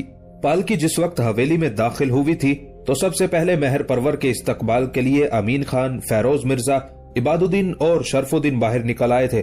उनके पीछे मेहरुन्निसा, करा खातून, तकदीस खानम, माहुल मुल्क, गोहर आरा, पार्वती, अरुमा, बिशन देवी, गरज के हर कोई पालकी की तरफ दौड़ा था। तकदीस खानम और करा खातून दोनों ने सहारा देकर मेहर परवर को पालकी से निकाला। सबसे पहले आगे बढ़कर अमीन खान ने सलाम किया, उसके बाद फैरोज मिर्जा, इबादुद्दीन और शरफुद्दीन ने भी ऐसा ही किया। मेहर परवर मुस्कुराते हुए सबके सरों पर हाथ फेरते जा रही थी। जब उसकी निगाह गोहर आरा पर पड़ी तो बेपनाह मुसरत का इजहार करते हुए कहने लगी, गोहर आरा तुम भी यहाँ हो? बहरहाल करा खातून और तकदीस खानम के पास तुम्हारा जी खूब लगेगा। फिर तकदीस खानम और करा खातून सहारा देकर मेहर परवर को अंदरूनी हिस्से की तरफ ले जा रही थी। यहाँ तक कि मेहर परवर कहने लगी, तुम सब पहले मुझे दीवान खाने की तरफ लेकर चलो। इस पर करा खातून और तकदीस खानम दोनों मेहर परवर को दीवान खाने में ले गई। दीवान खाने के दरवाजे पर जाकर मेहर परवर रुकी, फिर मोहम्मद अमीन खान की तरफ देखते हुए कहने लगी, अमीन खान सारी औरतों को जनान खाने की तरफ भिजवा दो, इनसे मैं बाद में बात करूंगी, पहले तुम लोग मेरे साथ दीवान खाने में आओ। मेहर परवर के उन अल्फाज के साथ ही अमीन खान ने करा खातून और तकदीस खानम दोनों बहनों को इशारा किया और वो सब औरतों को लेकर जनान खाने की तरफ चली गई थी। अमीन खान, फैरोज मिर्जा, इबादुद्दीन और शरफुद्दीन मेहर परवर को लेकर दीवान खाने में दाखिल हुए। एक नशिस्त पर उसे बिठा दिया गया। कुछ देर लंबे लंबे सांस लेकर मेहर परवर अपने ऊपर काबू पाती रही। फिर कसर में मोहम्मद शाह के साथ जो गुफ्तगू हुई थी उसकी तफसील उसने अमीन खान से कह दी थी। दीवान खाने में कुछ देर खामोशी रही। फिर अमीन खान मेहर परवर को मुखातिब करते हुए बड़े दुख भरे अंदाज में कह रहा था, खानम, वो लोग जो महरूम इंसानियत पर मजलूमी और मजबूरी की मोहरें सब्त करते हैं वो ज्यादा अरसा अपनी मनमानी नहीं कर सकते, इसलिए कि बहुत जल्द उनके खिलाफ अमन के हामी, शांति के पेशवा और अखलाकी कदरों के अमीन नूर सुब की हिदायत के अलम और सदाकत की कंदीलें लेकर उठते हैं और जुल्म इस्तबदाद के अलम चाक करते चले जाते हैं। खानम, वो लोग जो राहतों के दामन को अश्क आलूद, जो दिलों की बस्तियों को वैरान करते हैं, जिनकी गम आमेजी औरों के लिए बेजुबानी बन जाती है, उन्हें एक ना एक रोज तबाही और बर्बादी के भंवर का सामना जरूर करना पड़ता है। खानम, ये दोनों बादशाहगर भाई भी जुल्म सितम और खुद आराई की आखिरी हदों तक पहुंच चुके हैं। मेरे खुदावंद को मंजूर हुआ तो अन करीब कोई जुर्रत आमोज, कोई करिश्मा साज उनके खिलाफ उठेगा और अदलो सदाकत को सबातो दवाम अता करेगा। मैं जानता हूँ ये लोग एक अरसे से बुग्ज, रकाबत, रश्क व हसद की दास्तानें लिखते रहे हैं। इनके हाथ, इनके चेहरे, इनके एहसासात, इनके जज्बात दूसरों के खून से रंगीन है। बहुत जल्द वो वक्त आने वाला है कि तगय्युरात बातिल से निकलकर खारिज का रूप धार लेगा और फिर ऐसे लोगों के लिए तल्ख हकाइक की दास्तानें रकम होंगी। अमीन खान यहाँ तक कहने के बाद रुका, दम लिया, फिर अपनी बात को आगे बढ़ाते हुए कह रहा था, आप ये ख्याल ना कीजिए कि जो कुछ मोहम्मद शाह पर गुजर रहा है मैं उससे वाकिफ नहीं हूँ, बेबहरा हूँ। मेरे हिमायती, मेरे तरफदार भी अपना काम कर रहे हैं और वो मुझे पल पल की खबरें पहुंचा रहे हैं। आपको तो मोहम्मद शाह ने आज बताया है कि बादशाहगर चाहते हैं कि मुझे मेरे मनसब से हटा दिया जाए, इसलिए कि मेरा मनसब बादशाहगर अपने किसी पसंदीदा आदमी के हवाले करना चाहते हैं। लेकिन मुझे बादशाहगरों के इन इरादों की खबर बहुत पहले हो चुकी है और इस सिलसिले में मैंने अपने भतीजे निजामुल मुल्क से राब्ता भी कायम कर रखा है। अमीन खान रुका, कुछ सोचा, फिर दोबारा कह रहा था, खानम, मैं आपको यकीन दिलाता हूं कि अब बर्बादी और खूनरेजी का ये खेल तवील नहीं होगा। अमीन खान को रुक जाना पड़ा, इसलिए कि दुख भरे अंदाज में मेहर परवर बोल उठी थी। अमीन खान, मैं ऐसे तमाशे इससे पहले बहुत देख चुकी हूँ। मैं वो बदकिस्मत औरत हूँ जिसके सामने उसके 4 बेटे अपनी जानों से हाथ धो बैठे हैं। वो स्याहबख्त औरत हूँ जिसकी आंखों के सामने उसके कई पोते मौत के घाट उतार कर लहद में उतार दिए गए। अब ले दे के ये मेरे पास मोहम्मद शाह रहता है, इस पर भी बादशाहगरों ने नजरें गाड़ दी हैं। मेहर परवर जब रुकी तब उसे तसल्ली देने के अंदाज में अमीन खान बोल उठा, आप बिल्कुल कोई फिक्र ना करें। अगर दोनों बादशाहगर ये ख्याल करते हैं कि वो बेलगाम हो गए हैं, बेनथे बैल बेमहार ऊंट की तरह जिस तरफ चाहे तबाही और बर्बादी का रुख फेरते रहें, तो अब उन्हें ऐसा नहीं करने दिया जाएगा। खानम, मैं आपको यकीन दिलाता हूं, बस चंद दिन सब्र कीजिए, फिर देखिए इन बादशाहगरों के खिलाफ दक्कन से क्या तूफान उठता है। मैंने सूरत हाल से अपने भतीजे को आगाह कर दिया है और मेरा उससे मुकम्मल राब्ता भी है। आप मुतमईन रहें, अनकरीब खुदावंद ने चाहा तो आपको अच्छी खबरें सुनने को मिलेंगी। खानम, जहां तक मोहम्मद शाह का ताल्लुक है तो मैंने अपनी तरफ से उसकी हिफाजत का बंदोबस्त खूब कर रखा है। उसके जो मुहाफिज दस्ते हैं, उनके अलावा भी उसके इर्द गिर्द मेरे आदमी रहते हैं जो उसकी सलामती, उसकी हिफाजत को यकीनी बनाते हैं। आप मोहम्मद शाह से मुतालिक भी बिल्कुल बेफिक्र हो जाएं। मैं जानता हूं इन दिनों हालात बेहद अबतर और खराब हैं, लेकिन ये अबतरी चंद रोजा है। खुदावंद ने चाहा तो बहुत जल्द मैं अच्छे दिनों की खबर लेकर आपकी खिदमत में हाजिर होऊंगा। अमीन खान रुका, तब दुख भरे अंदाज में मेहर परवर कहने लगी, इन जालिमों ने मुझे तो दुख दिए ही हैं, लेकिन तुम्हारे 2 बेटों और एक बहू को भी तुमसे महरूम कर दिया।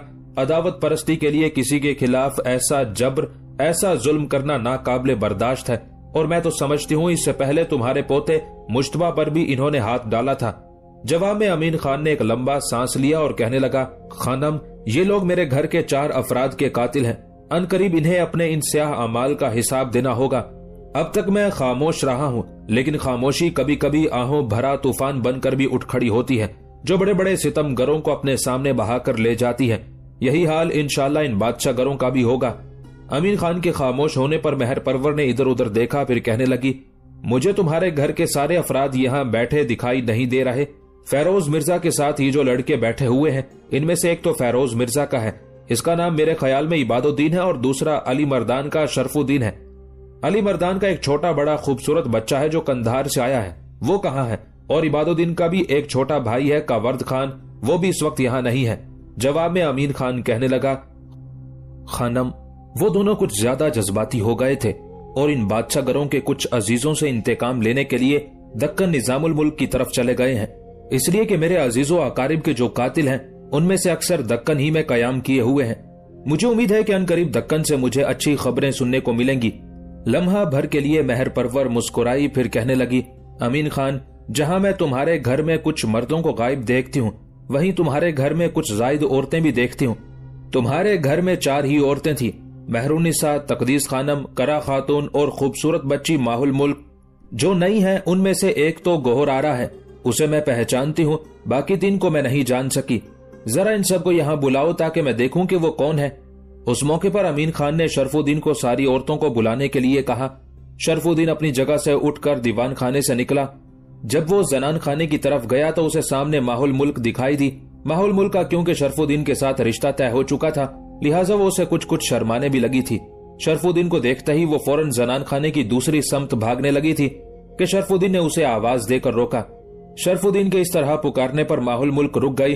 शरफुद्दीन उसके करीब आया और उसे मुखातिब करके कहने लगा, माहुल मुल्क, सारी औरतों को दीवान खाने में लेकर आओ, इसलिए कि मेहर परवर सबसे मिलना चाहती हैं। उसके साथ ही शरफुद्दीन पलटा, जबकि माहुल मुल्क उस कमरे में दाखिल हुई थी जिस कमरे में सब औरतें बैठी हुई थी।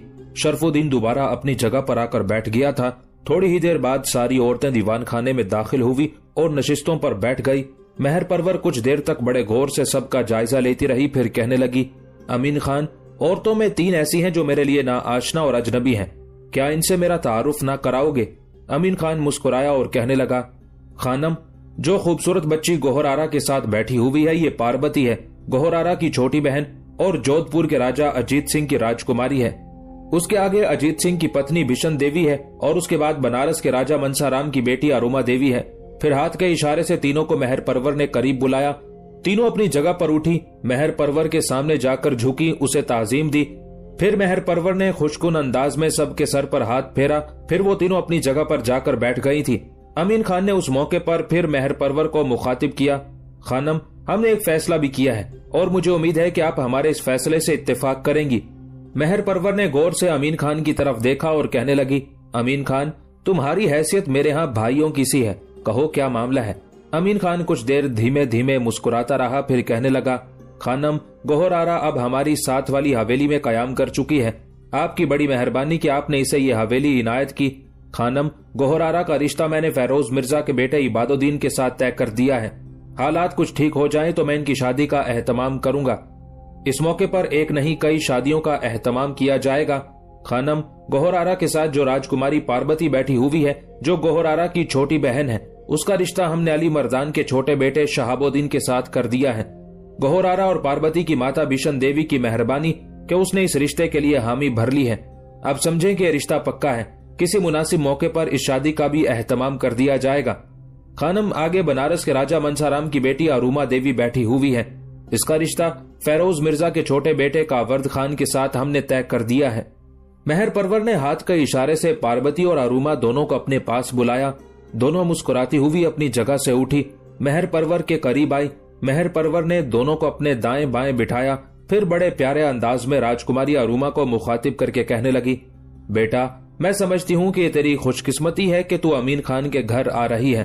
बेटी, ये वो घराना है जिसके हमारी सल्तनत पर बड़े एहसानात हैं और मैं उम्मीद और तवक्को रखती हूँ कि तू यहाँ बड़ी खुश और पुरसकून रहेगी। और फिर कावर्द खान को मैं जाती तौर पर जानती हूँ, बहुत अच्छा बच्चा है। ये बच्चे हमारे हाथों के पले हुए हैं, तुम्हें लालो गोहर समझकर अपने पास रखेंगे। उसके बाद मेहर परवर दाएं जानिब मुड़ी, अपना बाजू उसने पार्वती देवी की कमर में डाला, उसे अपने साथ लिपटाया, फिर अपना मुंह उसके कान के करीब ले गई और बड़ी मोहब्बत और शफकत से कहने लगी, सबसे पहले तो मैं तुम्हें ये कहूँ, तू चूंकि गोहर आरा की छोटी बहन है इसलिए मुझे बेहद अजीज है। बच्ची, इस मौके पर मैं फखरिया अंदाज में तुझसे ये भी कहना पसंद करूंगी कि तू मेरे अंदाजे के मुताबिक दुनिया की खुशकिस्मत तरीन लड़की है जो अमीन खान के घर में आ रही है। बेशक तू जोधपुर की राजकुमारी है, पर अमीन खान जैसा घराना मेरी बच्ची तुम्हें कहीं नहीं मिलेगा। और फिर शहाबुद्दीन इंतहा दर्जे का खूबसूरत है, दराज कद है, जुर्रतमंद है। ऐसे नौजवान ढूंढे से नहीं मिलते बेटी। मैं तुमसे झूठ नहीं कहूंगा, बचपन में मैंने शहाबुद्दीन को उस वक्त देखा था जब वो पटना से यहाँ दिल्ली आया था। उसके बाद कंधार चला गया। जब ये कंधार से लौटा तो उस वक्त मैं इसे देखकर दंग रह गई थी कि छोटा सा बच्चा इस कदर खूबसूरत और तवाना जवान हो गया है। मैं अक्सर सोचा करती थी कि काश मेरे खानदान में कोई लड़की इसके जोड़ की होती तो मैं उसे इससे ब्याह देती। अब तेरी क्योंकि इससे सगाई कर दी गई है, लिहाजा मैं तुम्हें इस खुशकिस्मती पर मुबारकबाद देती हूँ। पार्वती ने धीमे से लहजे में मेहर परवर का शुक्रिया अदा किया, ममनूनियत से उसकी तरफ देखने लगी। फिर मेहर परवर अमीन खान की तरफ देखते हुए कहने लगी, अमीन खान, मैं अब जाऊंगी। जिस मौजू पर मैंने गुफ्तगू की है उसका ख्याल रखना और जो तब्दीली तुम लाना चाहते हो मैं बड़ी बेचैनी से उसका इंतजार करूंगी। उसके साथ ही मेहर परवर उठ खड़ी हुई। उसके उठते ही सब लोग खड़े हो गए थे। पालकी तक सब उसके साथ गए। फिर मेहर परवर वहां से चली गई थी। छोटा बादशाहगर हुसैन अली एक रोज अपनी रिहाइशगाह में अकेला बैठा हुआ था कि बड़ा बादशाहगर हसन अली उसके कमरे में दाखिल हुआ। अपने बड़े भाई की ताजीम के लिए हुसैन अली उठ खड़ा हुआ। हसन अली आगे बढ़कर उसके पहलू में बैठ गया। कुछ देर उस कमरे में खामोशी रही। फिर हुसैन अली बड़े गौर से बड़े बादशाहगर हसन अली की तरफ देखते हुए कहने लगा, मेरे भाई, तुम मोहम्मद शाह की तरफ गए हुए थे, जिस काम के लिए गए थे उसका क्या बना? बड़े बादशाहगर ने एक भरपूर नजर हुसैन अली पर डाली, फिर कहने लगा, मैं मोहम्मद शाह से तफसीली गुफ्तगू करके आ रहा हूँ। वो मेरे साथ बड़ा अच्छा पेश आया है। मेरी ताजीम उसने ऐसे की जैसे तुम मुझे अपना बड़ा भाई समझ कर करते हो। हुसैन अली, अमीन खान को वजारत के मनसब से अलहदा करने के लिए तुम कुछ ज्यादा ही जल्दबाजी से काम ले रहे हो।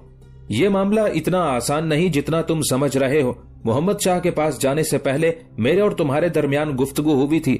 उसमें भी मैंने तुम्हें समझाया था कि अपना काम ऐसी सफाई सुथराई और खामोशी से करना चाहिए कि काम भी हो जाए और किसी को हम पर शक करने का मौका भी ना मिले। जो गुफ्तगू इस वक्त मेरी मोहम्मद शाह से हुई है उसके मुताबिक मोहम्मद शाह ने मुझसे 1 महीने की मोहलत मांगी है। वो चाहता है कि इस दौरान वो मुख्तलिफ लोगों का जायजा लेगा और किसी ऐसे शख्स को वजारत के मनसब पर मुकर्रर करेगा जो मोहम्मद शाह और हम दोनों भाइयों के लिए काबिल कबूल हो। ये जवाब क्योंकि मुनासिब था इसलिए मैं खामोश हो गया हूँ। बड़ा बादशाहगर जब खामोश हुआ तब नापसंदीदगी का इजहार करते हुए छोटा बादशाहगर बोल उठा, और अगर 1 महीने की मोहलत हासिल करने के बाद भी मोहम्मद शाह ने अमीन खान को वजारत के मनसब से अलहदा ना किया तो फिर?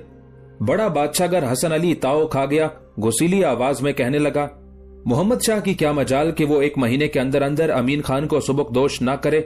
अगर मुझे इस बात की भनक भी पड़ गई कि वो हमारे कहने को टालने का इरादा रखता है तो फिर मोहम्मद शाह वहीं पहुंच जाएगा जहां उससे पहले फर्रुख सियर और उसके बहुत से अजीजो अकारिब पहुंच चुके हैं। मेरे भाई, ये मेरे और तुम्हारे दरमियान तयशुदा मामला है कि अमीन खान वजारत के मनसब पर नहीं रहेगा और ना ही हम उसे इस मनसब पर बर्दाश्त करेंगे, लेकिन इस मामले को जरा तरीके से निपटाना पड़ेगा। अमीन खान की भी कोई ताकत और कुव्वत है। हसन अली को कहते कहते रुक जाना पड़ा, इसलिए कि खदशात का इजहार करते हुए हुसैन अली बोल उठा, अगर इस 1 माह के दौरान अमीन खान ने अपनी ताकत और कुव्वत को इस्तेमाल करते हुए उल्टा हमें अपने सामने बेबस कर दिया और हमें हमारे मनसबों से माजूल करके हमें जिंदान में डाल दिया तो फिर आपका रद्द अमल क्या होगा? बड़े बादशाहगर के चेहरे पर तंजिया सी मुस्कुराहट नमूदार हुई, फिर कहने लगा, मोहम्मद शाह और अमीन खान की ऐसी तैसी, उन दोनों की क्या जुर्रत है कि इस तरह हमारे खिलाफ हरकत में आए और हमें जिंदान की सलाखों के पीछे डाल दें। जिंदान की सलाखों के पीछे तो जब तुम चाहो मैं उन्हें डाल सकता हूँ, लेकिन मैं मामले को जरा तुमसे मुख्तलिफ तरीके से निपटाना चाहता हूँ। हसन अली जब खामोश हुआ तब हुसैन अली फिर बोल उठा, और ये जो चंद दिन पहले मोहम्मद शाह की दादी मेहर परवर पालकी में बैठकर अमीन खान की हवेली में गई थी, उसका कुछ पता नहीं चला कि वो किस मकसद के तहत वहां गई थी? हसन अली के चेहरे पर फिर तंजिया मुस्कुराहट नमूदार हुई और कहने लगा, हुसैन अली, तुम किस किस्म की गुफ्तगू करते हो? एक बूढ़ी औरत जो इस वक्त मौत के इंतजार में है, कब्र के किनारे बैठी हुई है, वो अगर 100 बार भी पालकी में बैठकर अमीन खान की तरफ चली जाए तो वो हमारा क्या बिगाड़ सकती है? और फिर ये बात भी जहन में रखो कि इन लोगों के अमीन खान के खानदान के साथ पुराने ताल्लुकात हैं और इनका आपस में पहले से मिलना जुलना है। वो बूढ़ी औरत गई होगी अमीन खान की औरतों से मिलने के लिए। अगर वो मुल्क की सियासत में इस कदर मुतहरिक और सरगर्म होती तो उसके जीते जी उसके 4 बेटे उसकी आंखों के सामने हलाक क्यों कर दिए जाते? उसके कई पोते अपनी जानों से क्यों हाथ धो बैठते? लिहाजा तुम उस बूढ़ी औरत की तरफ से कोई खतरा महसूस ना करो, वो बिल्कुल हमारे लिए किसी खतरे का बाइस नहीं बन सकती। हसन अली जब खामोश हुआ तब उस कमरे में खामोशी रही। फिर उसके बाद हुसैन अली फिर बोल उठा, भाई, अगर मेरा बस चले तो मैं इस अमीन खान को 1 दिन के लिए भी वजारत के मनसब पर ना रहने दूं। भाई, आप इस बात को तो तस्लीम करेंगे कि मोहम्मद शाह ने अमीन खान को वजारत के मनसब पर अपनी दादी मेहर परवर के कहने पर मुकर्रर किया था। जवाब में हसन अली ने घूरने के अंदाज में उसकी तरफ देखा, कहने लगा, हुसैन अली, जल्दबाजी से काम ना लो। जल्दबाजी में अमूमन इंसान ठोकर खाता है, गिरता है और नुकसान उठाता है। ये अमीन खान मुल्क की सियासत में नया तो नहीं है। इसका खानदान कदीम मुगलिया सल्तनत में आला ओहदों पर फाइज आता रहा है। फर्रुख सियर ने भी इसे इस मनसब पर मुकर्रर किया था। फिर जब हमने फर्रुख सियर को धमकी दी तो उसने इस मनसब से हटाकर उसे मालवा का हाकिम मुकर्रर कर दिया, और जब हमने मजीद फर्रुख सियर को धमकी दी तो उसने अमीन खान को मालवा की हाकमियत से भी महरूम कर दिया। जिस तरह फर्रुख सियर को हमने अपने सामने बेबस किया था हुसैन अली, ऐसे ही ये मोहम्मद शाह भी हमारे इशारों पर नाचेगा। नहीं नाचेगा तो फिर दहली के कसर की बजाय शहर खामोशा के कसर में जाएगा, जहां से कभी कोई लौट कर नहीं आता। तुम फिक्र ना करो हुसैन अली, 1 महीना कुछ ज्यादा मुद्दत नहीं, पलक झपकने में गुजर जाएगी। 1 महीने के बाद 2 कामों में से एक जरूर होगा, या तो अमीन खान वजारत के मनसब से अलहदा कर दिया जाएगा, और अगर ऐसा नहीं होगा तो फिर उससे दुगना काम हो जाएगा। ना मोहम्मद शाह मुगल शहंशाह रहेगा और ना अमीन खान वजारत के मनसब पर रहेगा। दोनों ही मनो मिट्टी तले दफन होकर रह जाएंगे। किसी को एतराज करने की जुर्रत और जसारत ना होगी। उसके साथ ही हसन अली उठ खड़ा हुआ और हुसैन अली को मुखातिब करते हुए कहने लगा, अब तुम मेरे साथ चलो, दोनों रतन चंद की तरफ चलते हैं, इसलिए कि उसके साथ कुछ मालियाती अमूर निपटाने हैं। हसन अली के कहने पर हुसैन अली उठ खड़ा हुआ, फिर दोनों उस कमरे से निकल गए थे। निजामुल मुल्क की हवेली में एक रोज खुद निजामुल मुल्क, उसका बेटा मोइनुल मुल्क, दूसरा बेटा गाजियुल मुल्क, हैदर बेग, शहाबुद्दीन और कावर्द खान बैठे किसी मौजू पर गुफ्तगू कर रहे थे कि घर का एक खादिम दीवान खाने के दरवाजे पर नमोदार हुआ और निजामुल मुल्क को मुखातिब करके कहने लगा, मालिक, दहली से एक शख्स आया है, वो आपके लिए कोई जरूरी पैगाम रखता है, अगर आप कहें तो मैं उसे यही ले आऊं। उन अल्फाज पर सब चौंक से गए थे। निजामुल मुल्क बेचैन सा हो गया था, कहने लगा, उसे फौरन यही दीवान खाने में ले आओ। वो खादिम वहां से हट गया। थोड़ी देर बाद वो एक शख्स को अपने साथ लाया। جب وہ اس کمرے میں داخل ہوا تو سب نے پرجوش انداز میں اسے مصافحہ کیا۔ نظام الملک نے اسے اپنے قریب بٹھا لیا، لمحہ بھر کے لیے سوالیہ انداز میں اس کی طرف دیکھا، کچھ کہنا چاہتا تھا کہ آنے والا اس سے پہلے ہی بول اٹھا۔ مجھے محترم امین خان نے آپ کی طرف روانہ کیا ہے۔ دونوں بادشاہ گر بھائی اپنی پوری طاقت اور قوت کے ساتھ امین خان اور محمد شاہ کے خلاف حرکت میں آ چکے ہیں۔ بادشاہ گروں نے محمد شاہ پر دباؤ ڈالا تھا کہ وہ فی الفور امین خان کو وزارت کے منصب سے علیحدہ کر دے۔ محمد شاہ ایسا نہیں چاہتا، اس لیے اس سلسلے میں اس نے اپنی دادی سے مشورہ کیا۔ دادی نے یہ مشورہ دیا کہ اس سلسلے میں بادشاہ گروں سے کچھ مہلت مانگو، ساتھ ہی اس موضوع پر گفتگو کرنے کے لیے محمد شاہ کی دادی مہر پرور امین خان کے پاس گئی اور پورے حالات سے اسے آگاہ کیا۔ امین خان نے مہر پرور کو تسلی دی کہ حالات خراب نہیں ہوں گے، بہتری ہی ہوگی۔ اب محترم امین خان نے مجھے آپ کی طرف روانہ کیا ہے کہ اگر آپ کے پاس اتنی طاقت اور قوت ہو کہ دہلی کی طرف کوچ کر کے حالات کو سنبھالا دے سکے تو پھر دہلی کی طرف کوچ کرنے میں تاخیر سے کام نہ لے۔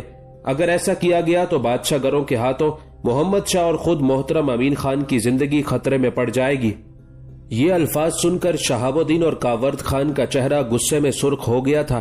اس موقع پر شہاب الدین برداشت نہ کر سکا، قاصد کی طرف دیکھتے ہوئے کہنے لگا، اگر ان بادشاہ گروں نے میرے دادا کو نقصان پہنچانے کی کوشش کی تو قسم خداوند قدوس کی میں ان دونوں کو وہاں پہنچاؤں گا جہاں سے ان کی کسی کو خیر و خبر بھی دریافت نہ ہوگی۔ میں انہیں ایسی ذلت کی موت ماروں گا کہ یہ آنے والی نسلوں کے لیے عبرت خیزی کا سامان بن جائیں گے۔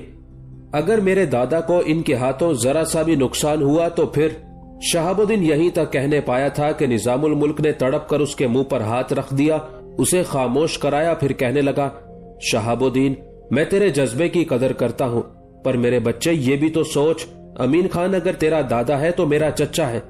اگر اسے کسی نے نقصان پہنچانے کی کوشش کی تو قسم اللہ پاک کی میں وہ انقلاب، وہ طوفان کھڑا کروں گا جس کے سامنے یہ بادشاہ گر تنکوں کی طرح اڑتے دکھائی دیں گے۔ اگر انہوں نے میرے چچا کو ہٹانے کے لیے محمد شاہ کو 1 مہینے کی مہلت دی ہے تو اس 1 مہینے کے اندر میں ان بادشاہ گروں کو دن کے وقت تارے دکھا دوں گا۔ پھر نظام الملک یعنی قمر الدین نے آنے والے قاصد کی طرف دیکھا اور اسے مخاطب کیا، تو تھکا ہارا ہوگا۔ اس بنا پر نظام الملک اپنی بات پوری نہ کر سکا، اس لیے کہ قاصد بول پڑا اور کہنے لگا، معاف کیجئے گا، میں آپ کی بات کاٹ رہا ہوں، میں بالکل تھکا ہارا نہیں ہوں، میں یہاں قیام نہیں کروں گا، اس لیے کہ محترم امین خان نے مجھے واپس آ کر صورتحال سے آگاہ کرنے کے لیے کہا تھا۔ میں ایک منزل پیچھے آرام کر چکا ہوں، جو پیغام آپ مجھے دیں گے وہ پیغام میں آج ہی لے کر واپسی کا سفر کر لوں گا۔ نظام الملک مسکرایا اور کہنے لگا، لیکن اس طرح تم ہمیں تو میزبانی کا موقع نہ دو گے، دیکھو تمہیں۔ قاصد پھر بول اٹھا، آپ بے فکر رہیں، مجھے کسی چیز کی ضرورت نہیں ہے، آپ صرف جو پیغام محترم امین خان کو دینا چاہتے ہیں وہ کہیں۔ اس پیغام کو لے کر میں آندھی اور طوفان کی طرح واپس جانا چاہتا ہوں، اس لیے کہ دہلی کے حالات اب دن با دن بادشاہ گروں کی وجہ سے مخدوش ہوتے جا رہے ہیں۔ ان کے ہاتھوں کسی کی نہ جان محفوظ ہے اور نہ کسی کی آبرو عزت کو تحفظ حاصل ہے۔ قاصد کے ان الفاظ پر نظام الملک کے چہرے پر غصے کے آثار اور پیشانی پر سلوٹیں پڑ گئی تھی۔ کہنے لگا، اگر یہ بات ہے تو پھر واپس جا کر میرے چچا سے کہنا کہ ان قریب بادشاہ گروں کی توجہ محمد شاہ اور میرے چچا امین خان سے ہٹ کر دکن کی طرف ہو جائے گی۔ انہوں نے جو محمد شاہ اور میرے چچا امین خان کو 1 مہینے کی مہلت دے رکھی ہے وہ اس مہلت کو بالکل ہی بھول بیٹھیں گے اور دوسروں کی جان لینے کی بجائے خود ان دونوں کو اپنی جانوں کے لالے پڑ جائیں گے۔ دکن میں جو ان کے بے شمار اہل خانہ بیٹھے ہوئے ہیں انہیں ان کے تحفظ اور ان کی حفاظت کی فکر لاحق ہو جائے گی۔ نظام الملک کے ان الفاظ کے ساتھ ہی قاصد مسکرایا، اپنی جگہ پر اٹھ کھڑا ہوا اور کہنے لگا، محترم نظام الملک، میں رکوں گا نہیں، خداوند قدوس کی قسم، جو رد عمل میں نے اپنے من میں ٹھان رکھا تھا اس کا اظہار آپ نے کر دیا ہے۔ اب میں مطمئن ہو گیا ہوں اور جو پیغام آپ دے رہے ہیں یہ پیغام سن کر امین خان اور محمد شاہ بھی یقیناً مطمئن اور بے فکر ہو جائیں گے۔ اب مجھے اجازت دیں، میں رخصت ہوں گا، میں یہاں قیام نہیں کروں گا، اسی میں ہم سب کی بہتری ہے اور میں آپ سے گزارش کروں گا کہ آپ مجھے روکیے گا نہیں۔ نظام الملک مسکراتے ہوئے اٹھ کھڑا ہوا، سب قاصد کو رخصت کرنے کے لیے دروازے تک آئے۔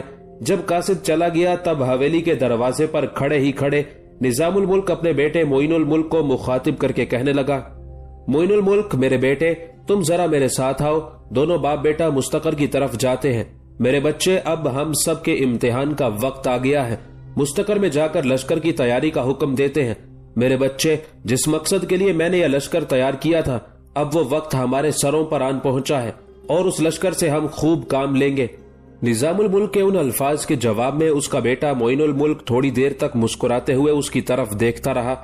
یاد رہے، یہ وہی معین الملک ہے جو بعد میں پنجاب کا حاکم بھی مقرر کیا گیا، اور یہ وہی معین الملک ہے جسے تاریخ کے اوراق میں میر منو کا بھی نام دیا گیا۔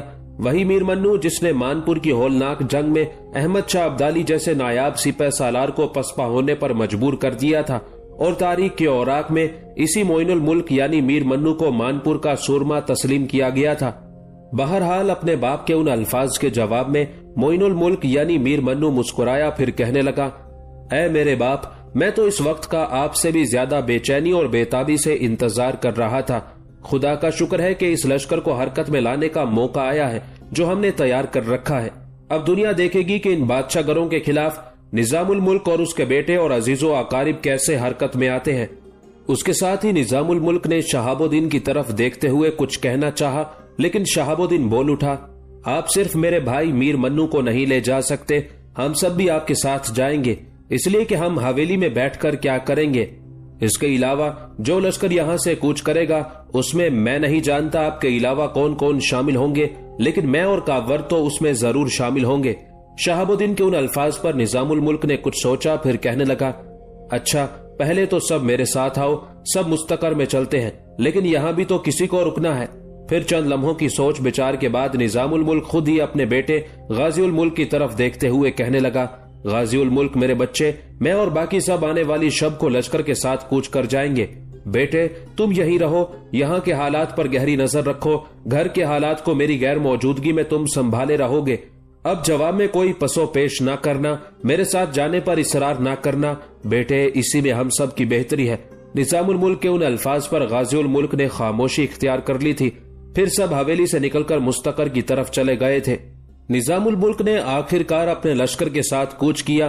شمال کا رخ کرتے ہوئے اس نے بڑی برق رفتاری سے پیش قدمی شروع کی۔ دریائے نرمدا کو عبور کرنے کے بعد سب سے پہلے اس نے خاندیش کا رخ کیا۔ یہ سارا علاقہ چھوٹے بادشاہ گر حسین علی کی عملداری خیال کیا جاتا تھا، اس لیے کہ ماضی میں اسے ان سارے علاقوں کا حاکم مقرر کیا گیا تھا، لیکن دہلی کی سازشوں میں شرکت کرنے کے لیے اس کا قیام دہلی میں ضروری تھا، لہٰذا حسین علی نے اپنی طرف سے ان علاقوں کا حاکم اپنے ایک عزیز اور رشتہ دار کو بنا رکھا تھا، اور وہ اس سارے علاقے کی دیکھ بھال کرتا تھا اور سارے حالات کی خبریں دہلی میں حسین علی تک پہنچاتا رہتا تھا۔ اس کے علاوہ حسین علی نے اپنے اس علاقے میں دو بڑے بڑے لشکر حالات کا مقابلہ کرنے کے لیے رکھے ہوئے تھے۔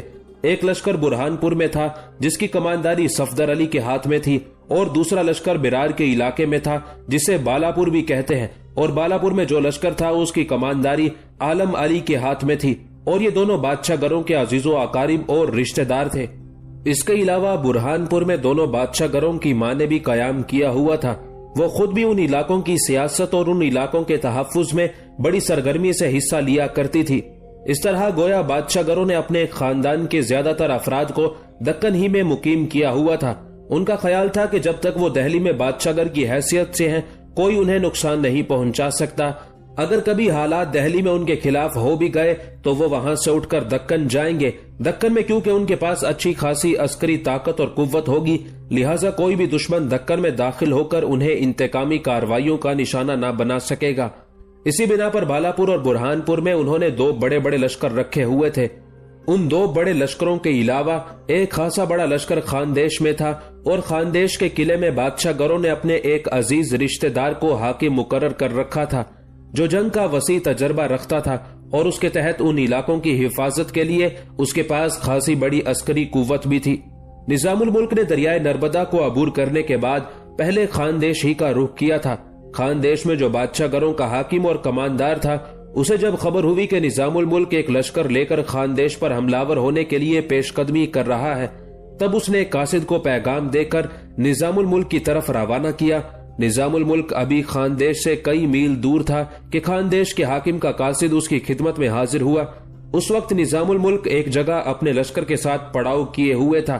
جب نظام الملک کو بتایا کہ خاندیش کے حاکم کی طرف سے ایک قاصد اس کی طرف آیا ہے، تو اس نے قاصد کو لانے کے لیے کہا۔ قاصد کو جب اس کے سامنے پیش کیا گیا تو نظام الملک نے بڑی نرمی سے اسے مخاطب کر کے پوچھا، پہلے یہ بتاؤ کہ تمہیں کس نے میری طرف روانہ کیا ہے؟ قاصد نے غور سے نظام الملک کی طرف دیکھا، پھر کہنے لگا، سب سے پہلے تو میں آپ سے یہ گزارش کروں گا کہ جو پیغام میں آپ کے لیے لایا ہوں، اگر اس میں کوئی بات آپ کے مزاج کے خلاف ہو تو مجھے معاف رکھیے گا، اس لیے کہ اس پیغام میں میرا کوئی ذاتی حصہ نہیں ہے، میں تو فقط ایک قاصد اور پیغام رساں ہوں۔ خاندیش کے حکمران نے جو پیغام میرے ذمہ لگایا ہے میں اسے آپ تک پہنچاؤں گا، ساتھ ہی آپ سے یہ گزارش کروں گا کہ اس پیغام میں کوئی ناگوار بات ہو تو آپ میرے خلاف کوئی انتقامی کارروائی نہ کیجیے گا۔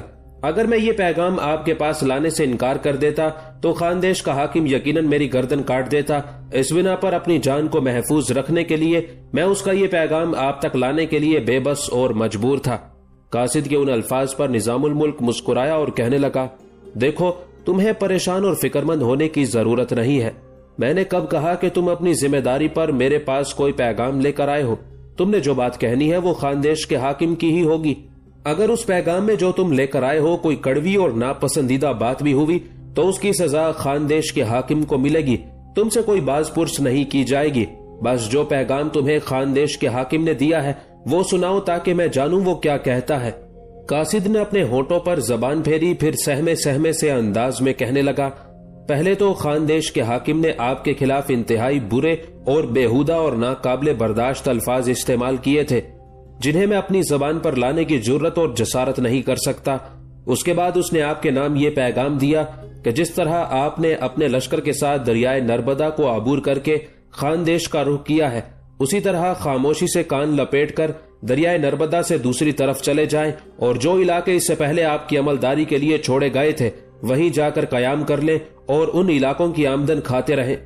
خاندیش کے حاکم نے یہ تنبیہ بھی کی تھی کہ اگر آپ اپنے لشکر کے ساتھ اس کا کہا مانتے ہوئے دریائے نرمدا کے اس پار نہ گئے تب وہ خاندیش سے اپنے لشکر کے ساتھ نکلے گا اور پھر آپ کے لشکر پر حملہ ہو کر بہت سوں کو موت کے گھاٹ اتار دے گا، بہت سوں کا تعاقب کرتے ہوئے انہیں دریائے نرمدا میں ڈوب مرنے پر مجبور کر دے گا۔ لہٰذا اس نے مزید کہا کہ بہتری اسی میں ہے کہ اپنے لشکریوں کو نہ کٹواؤ اور نہ ہی ان میں سے بہت سوں کے دریائے نرمدا میں ڈوب مرنے کا باعث بنو۔ اس کے بعد قاصد رکا، دم لیا، دوبارہ نظام الملک کو مخاطب کرتے ہوئے کہہ رہا تھا، محترم قمرالدین، خاندیش کے حاکم نے آپ کے لیے مزید کہا تھا کہ اپنے علاقوں سے نکل کر دریائے نرمدا کو عبور کر کے اس غلط فہمی میں نہ رہنا کہ خاندیش پر حملہ ہونے کے بعد تم حسین علی اور حسن علی پر قابو پانے میں کامیاب ہو جاؤ گے۔ اس وقت دریائے نرمدا کے اس طرف ایسے لشکر مقیم ہیں جو دریائے نرمدا تو ایک طرف جنوب کے سمندر تک تمہارا اس وقت تک تعاقب کریں گے جب تک تمہارا خاتمہ نہیں کر دیا جاتا۔ اس نے دھمکی دی تھی کہ اس وقت صرف وہ لشکر جو خاندیش میں قیام کیے ہوئے ہیں وہی تم سے نمٹنے کے لیے کافی ہے اور وہ تمہیں دریائے نرمدا کے اس طرف ٹکنے نہیں دے گا۔ اس کے علاوہ حسین علی کے وہ لشکر جنہوں نے اس وقت صفدر علی اور عالم علی کی سرکردگی میں برہان پور اور بالاپور میں قیام کیا ہوا ہے، انہیں جب تمہاری اس جرت اور جسارت کی خبر ہوگی تو جن علاقوں میں تم نے اس وقت قیام کر رکھا ہے اور جو تمہاری عملداری میں ہے تمہیں وہ اس سے بھی محروم کر دیں گے۔ لہٰذا تمہاری بہتری اسی میں ہے کہ گردن خم کرتے ہوئے واپس دریائے نرمدا کے اس پار چلے جاؤ۔ یہاں تک کہنے کے بعد قاصد جب خاموش ہوا تب نظام الملک مسکراتے ہوئے اسے مخاطب کر کے کہنے لگا، یہی پیغام ہے یا کچھ اور بھی ہے؟ جواب میں وہ قاصد پھر کپ کپاتی ہوئی آواز میں کہنے لگا، جو پیغام مجھے دیا گیا تھا وہ میں نے آپ سے کہہ دیا ہے، اب مزید میرے پاس کچھ نہیں ہے۔ نظام الملک نے قاصد کی طرف دیکھا، پھر مسکراتے ہوئے کہنے لگا، جو پیغام تم لے کر آئے ہو اس کا میں تمہیں جواب نہیں دوں گا، اس لیے کہ تم تو صرف قاصد ہو، تمہارا کام پیغام پہنچا دینا ہے۔ جو پیغام تم لے کر آئے ہو اس کا جواب بھی میں تمہارے حوالے نہیں کروں گا۔ اگر تم میرے لشکر میں قیام کرنا چاہتے ہو تو تمہارے قیام و طعام کا بہترین اہتمام کیا جائے گا۔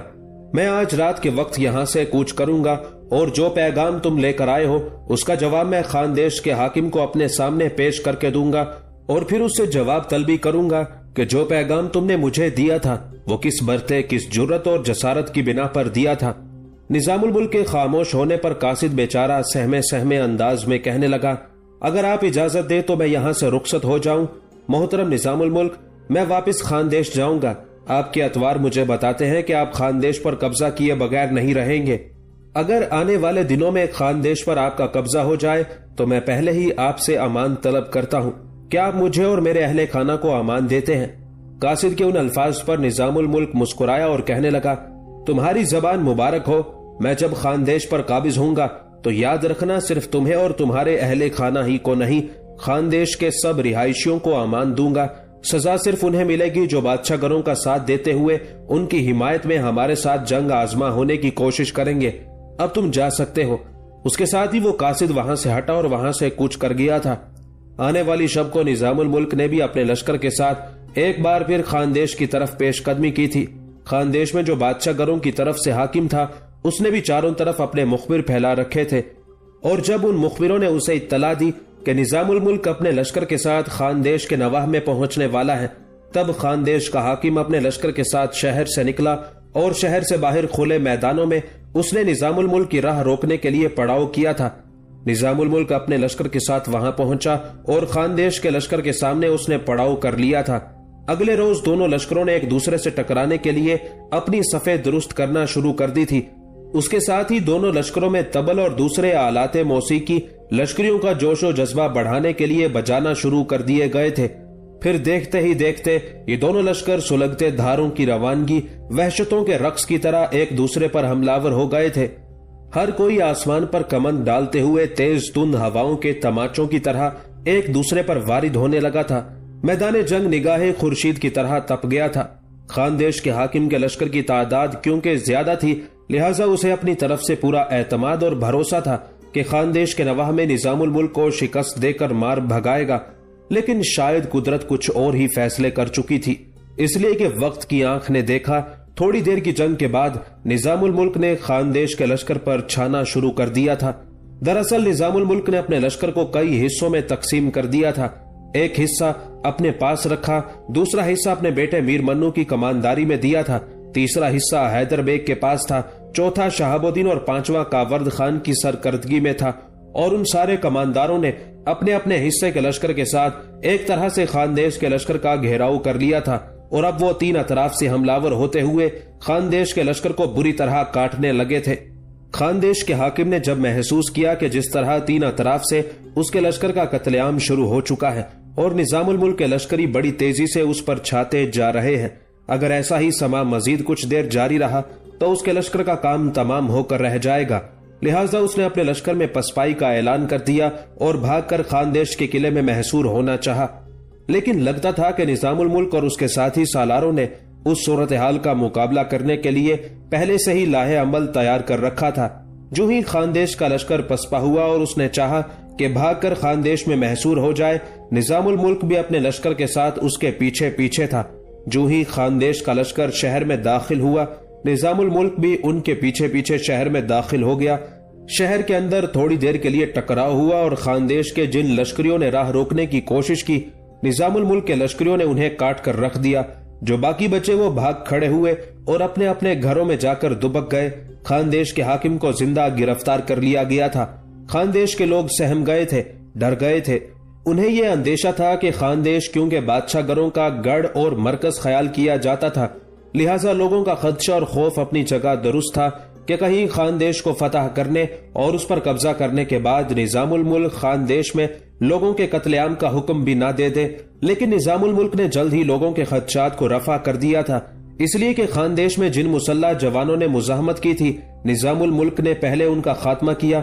اس کے بعد وہ مسلح جوان جو مزاحمت ترک کر کے اپنے گھروں میں دبک گئے تھے ان سے کوئی بھی تعرض نہ کیا گیا تھا. اس کے بعد نظام الملک نے شہر کے اندر منادی کرا دی تھی کہ خاندیش کے ہر فرد کی جان و مال کی حفاظت کی جائے گی اور کسی کو نقصان نہیں پہنچایا جائے گا. ساتھ ہی اپنے لشکر کے اندر یہ بھی اعلان کرا دیا تھا کہ جو لشکری خاندیش کے اندر کسی کو نقصان پہنچانے کی کوشش کرے گا یا کہیں بھی لوٹ مار کی واردات میں ملوث پایا گیا تو اسے سخت ترین سزا دی جائے گی. اس طرح فاتح کی حیثیت سے نظام الملک خاندیش میں داخل ہو گیا تھا. اس کے بعد اس کے سامنے خاندیش کے حاکم کو، جو ایک طرح سے وہاں چھوٹے بادشاہ گھر کا نائب تھا، پیش کیا گیا. جب وہ نظام الملک کے سامنے گیا تو کچھ دیر تک نظام الملک اسے بڑے غور سے دیکھتا رہا. نظام الملک کے اس طرح دیکھنے سے وہ خوف اور ڈر کے مارے پسینہ پسینہ ہو کر رہ گیا تھا. اس کی یہ حالت دیکھتے ہوئے نظام الملک مسکرایا، پھر اسے مخاطب کر کے کہنے لگا، تو نے میری طرف اپنے ایک قاصد کے ذریعے جو دھمکی آمیز پیغام بھجوایا تھا، کیا تجھے اپنے اس پیغام کا مضمون یاد ہے یا وہ تو نے کسی اور سے لکھوا کر میری طرف روانہ کر دیا تھا؟ نظام الملک کے ان الفاظ پر وہ اور زیادہ پریشان ہو گیا تھا۔ جب اس نے کوئی جواب نہ دیا تب نظام الملک بڑے دھیمے لہجے میں کہنے لگا، دیکھ، میں خاندیش فتح کر چکا ہوں۔ اس موقع پر اگر میں چاہتا تو تیرے اس پیغام کا جواب عملی صورت میں دے سکتا تھا، اور وہ یہ ہو سکتا تھا کہ میں اپنی تلوار نکالتا اور تجھ پر برساتے ہوئے یہ کہتا کہ یہ تیرے اس دھمکی آمیز خط کا جواب ہے۔ لیکن تو نے اگر میرے متعلق برا سوچا تھا تو میں تیرے متعلق برا نہیں سوچوں گا، اس لیے کہ شریف آدمی کا شیوا یہ ہے کہ جب گدھا اسے لات مارتا ہے تو وہ جواب میں گدھے کو لات نہیں مارتا، اپنے آپ کو بچانے کے لیے پیچھے ہٹ جاتا ہے۔ میں تیرے قتل کا حکم نہیں دوں گا، میں تجھے زندان میں ڈالے جانے کا حکم دیتا ہوں، اس لیے کہ خاندیش میں حاکم کی حیثیت سے تو نے بہت سے لوگوں پر مظالم کیے تھے، اور تیرا زندان میں ڈالا جانا تیرے ان سیاہ اعمال کی سزا ہوگی۔ اس کے ساتھ ہی نظام الملک کے کہنے پر اسے وہاں سے ہٹا لیا گیا تھا۔ خاندیش پر قبضہ مضبوط اور مستحکم کرنے کے بعد نظام الملک نے وہاں اپنا ایک حاکم مقرر کیا۔ اتنی دیر تک اس کے لشکر نے بھی سستا لیا تھا۔ جنگ کے دوران جو زخمی ہوئے تھے وہ بھی اپنے زخموں سے نجات پا چکے تھے۔ اب نظام الملک اپنے لشکر کے ساتھ پھر حرکت میں آیا اور خاندیش سے اس نے برہان پور کا رخ کیا تھا۔ برہان پور میں اس وقت بادشاہ گروں کی سب سے بڑی طاقت اور قوت تھی۔ برہان پور میں بادشاہ گروں کی ماں نے قیام کیا ہوا تھا۔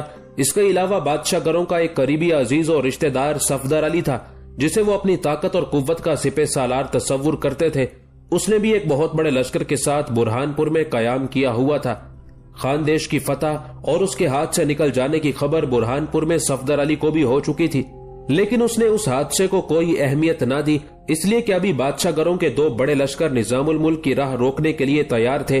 ایک برہان پور میں خود صفدر علی کی سرکردگی میں اور دوسرا بالاپور یعنی برار میں عالم علی کی کمانداری میں تھا۔ نظام الملک نے سب سے پہلے بادشاہ گروں کے سپہ سالار صفدر علی پر ضرب لگانے کا فیصلہ کیا تھا۔ نظام الملک بڑا دانا، بڑا دانشور اور جنگ کا وسیع تجربہ رکھنے والا شخص تھا۔ اسے خبر تھی کہ برہان پور بادشاہ گروں کی طاقت اور قوت کا مرکز اور گڑھ ہے، وہاں حملہ ور ہونا کسی بھی صورت خطرے سے خالی نہیں تھا۔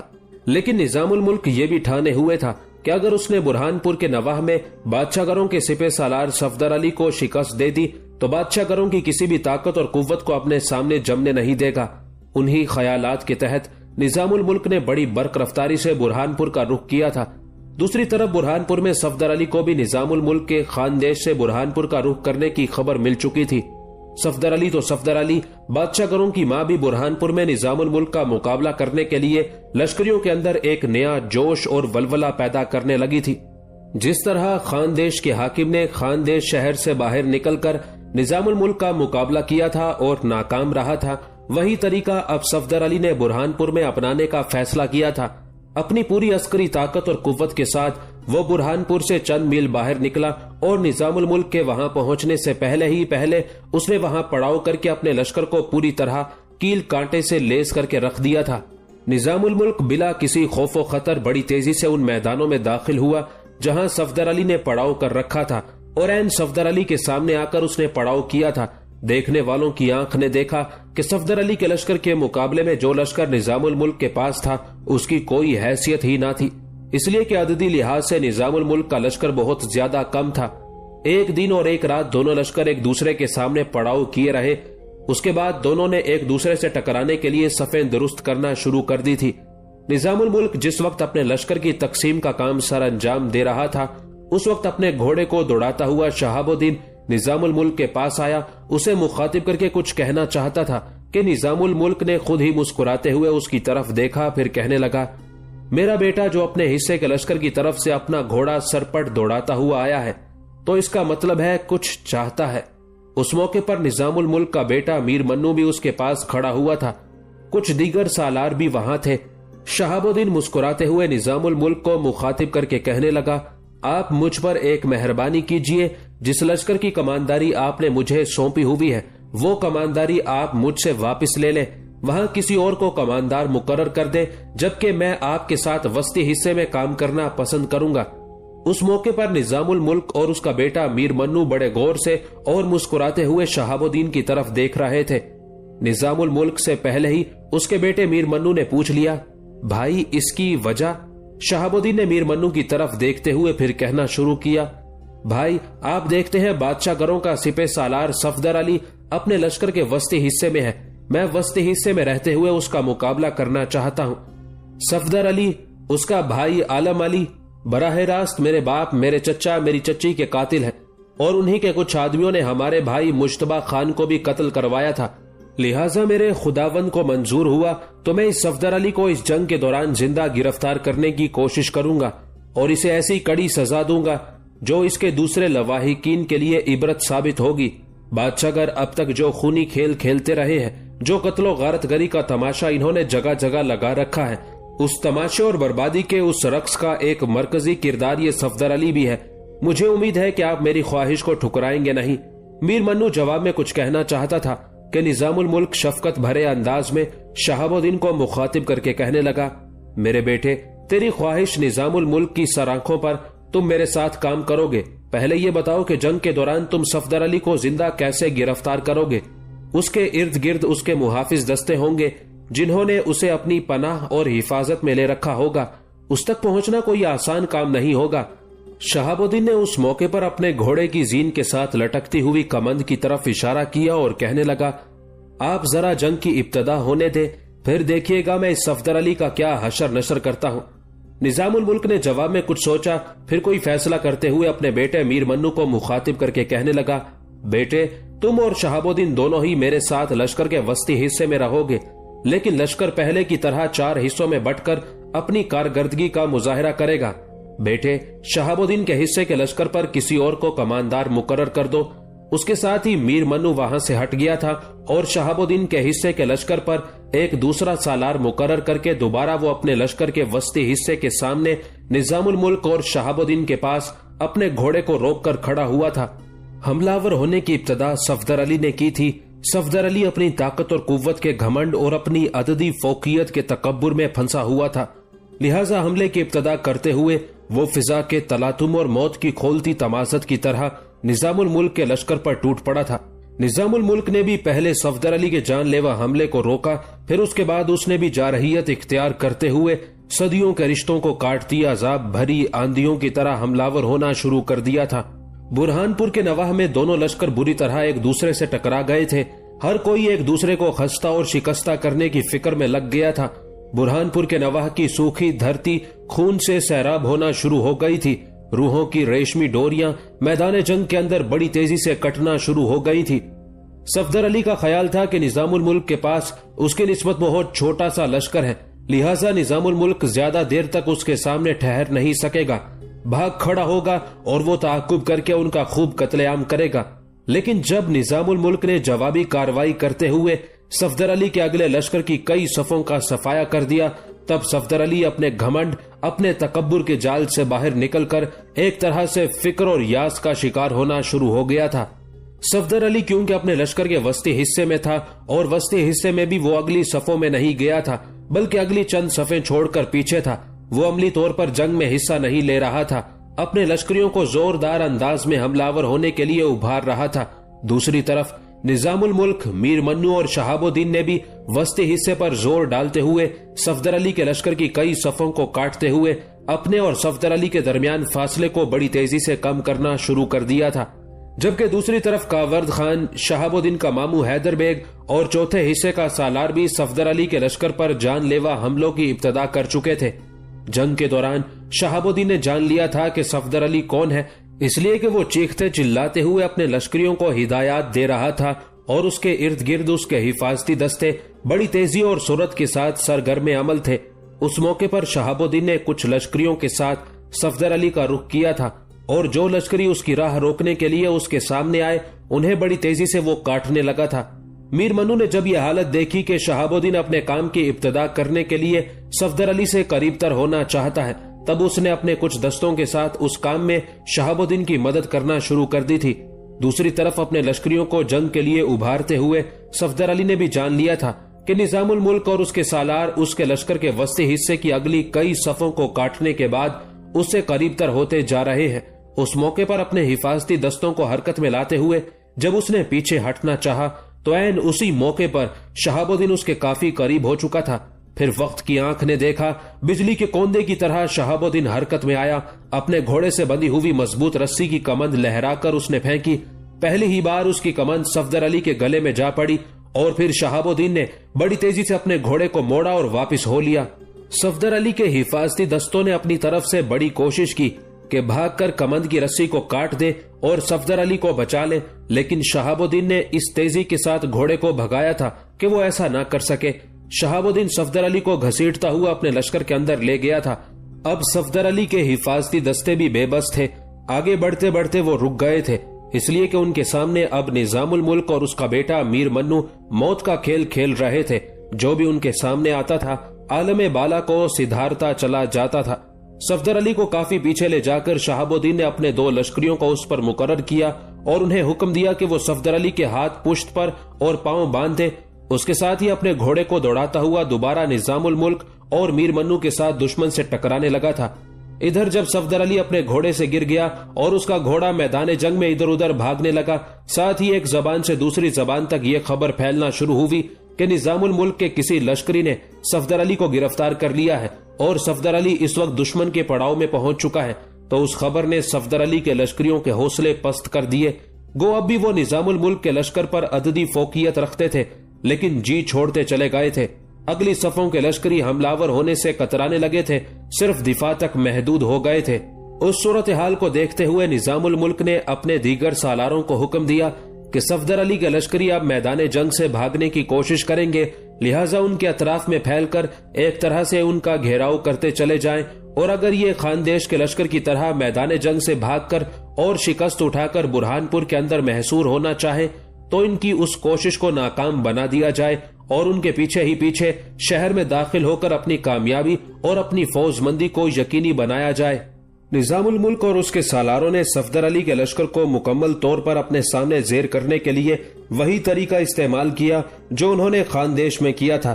نظام الملک نے جب دیکھا کہ صفدر علی کے گرفتار ہو جانے کے بعد اس کے لشکر میں ایک طرح کی افراتفری، بدنظمی اور خلبلی مچی ہوئی ہے، تب اس نے نہ صرف اپنے حملوں میں تیزی پیدا کر دی بلکہ ایک طرح سے صفدر علی کے لشکر کا گھیراؤ شروع کر دیا تھا.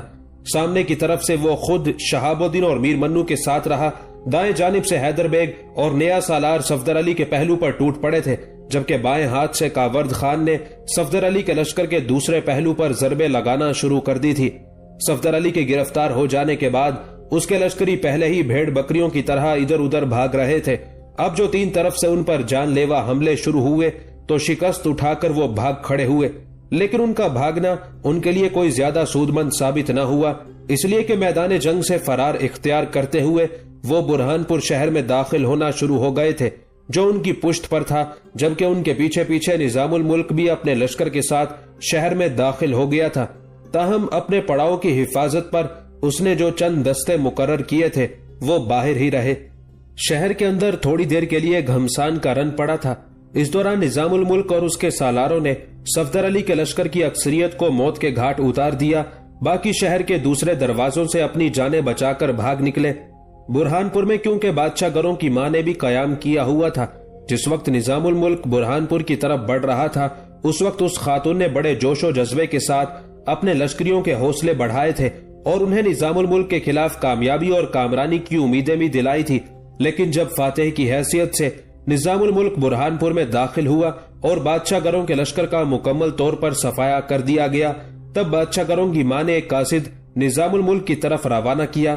یہ قاصد اس وقت نظام الملک کی خدمت میں پیش ہوا جس وقت نظام الملک اپنے زخمیوں کی دیکھ بھال کر رہا تھا. نظام الملک کو بتایا گیا کہ بادشاہ گروں کی ماں نے برہان پور میں قیام کر رکھا ہے اور اس نے ایک قاصد نظام الملک کی طرف بھجوایا ہے. تب نظام الملک نے اس قاصد سے ملنے پر رضامندی کا اظہار کیا. وہ قاصد جب نظام الملک کے سامنے آیا تو اس نے نظام الملک کو انتہائی قیمتی اور نایاب قسم کے تحائف پیش کیے.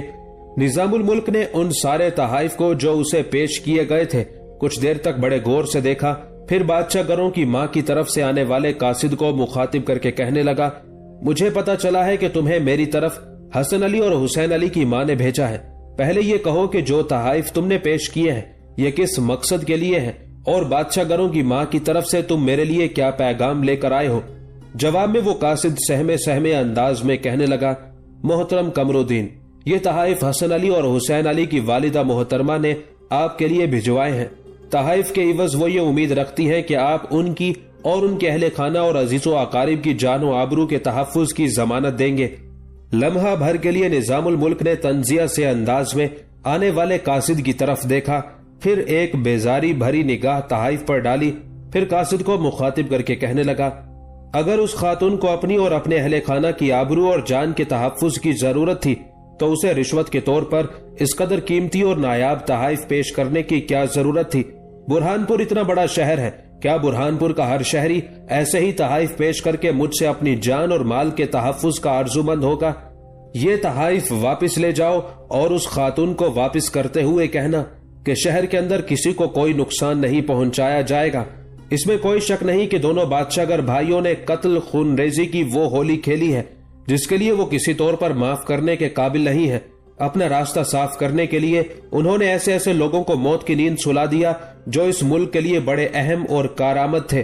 واپس جا کر بادشاہ گروں کی ماں سے کہنا، خاتون، ان تحائف کے بغیر ہی تمہیں، تمہارے اہل خانہ، تمہارے لواحقین اور تمہارے عزیز و اقارب کی جان و مال کا تحفظ دیا جاتا ہے، کوئی تم لوگوں کی طرف میلی آنکھ سے نہیں دیکھے گا۔ اس کے ساتھ ہی ہاتھ کے اشارے سے نظام الملک نے ایک سالار کو اپنے قریب بلایا، اس کے کان میں سرگوشی کی، جسے سن کر وہ پیچھے ہٹ گیا۔ نظام الملک پھر بادشاہ گروں کی ماں کے قاصد کو مخاطب کر کے کہنے لگا، واپس جا کر میری طرف سے خاتون کو کہنا کہ تم لوگوں کو ایسے کام کرنے کی پرانی عادت ہے، کبھی تم لوگوں کو بھاری تحائف رشوت کے طور پر دے کر انہیں اپنے سامنے زیر کر لیتے ہو، اور جو ایسے تحائف کو قبول کرنے سے انکار کر کے تمہارا متی اور فرما بردار بننے کی حامی نہیں بھرتا، تم اس کی گردن کاٹنے میں لمحوں کی بھی تاخیر نہیں کرتے۔ لیکن میں تم جیسے گھناؤنے اور ناپسندیدہ افعال کا مرتکب نہیں ہوں گا۔ یہاں تک کہتے کہتے نظام الملک کو رک جانا پڑا، اس لیے کہ وہ سالار جس سے اس نے سرگوشی کی تھی لوٹ آیا اور اس کے ہاتھ میں پھلوں سے بھرا ہوا ایک ٹوکرا تھا۔ ہاتھ کے اشارے سے نظام الملک نے پھلوں سے بھرا ہوا وہ ٹوکرا بادشاہ گروں کی ماں کے قاصد کے سامنے رکھنے کے لیے کہا، اور اس سالار نے وہ ٹوکرا وہاں رکھ دیا۔ نظام الملک نے پھر اس قاصد کو مخاطب کیا، بادشاہ گروں کی ماں کی طرف سے تم جو تحائف لے کر آئے ہو وہ بھی واپس لے جاؤ، پھلوں کا یہ ٹوکرا اٹھاؤ اور اسے میری طرف سے امن اور خیر سگالی کے طور پر بادشاہ گروں کی ماں کو پیش کرو۔ اسے کہنا، ہم لوگ امن اور آشتی کے خواہش مند ہیں، قتل و غارت گری اور شکست و ریخت کے متمنی نہیں ہے۔ اب تم جاؤ، یہ پھل اٹھاؤ اور بادشاہ گروں کی ماں سے کہنا وہ اور اس کے لواحقین اور سب رشتہ دار محفوظ ہیں۔ بادشاہ گروں کی ماں کا وہ قاصد شرمندہ سا ہو گیا تھا، پہلے اس نے سارے تحائف سمیٹے، پھر پھلوں کا ٹوکرا اٹھا کر وہاں سے چلا گیا تھا۔ مورخین تفصیل کے ساتھ اس بات کی تصدیق کرتے ہیں کہ بادشاہ گروں کی ماں نے رشوت کے طور پر نظام الملک کی خدمت میں بہت سے تحائف پیش کیے تھے تاکہ اسے جان اور مال کا تحفظ ملے۔ ساتھ ہی مورخین یہ بھی لکھتے ہیں کہ نظام الملک نے نہ صرف تحائف واپس کر دیے بلکہ بادشاہ گروں کی ماں کی طرف پھل بھی روانہ کیے۔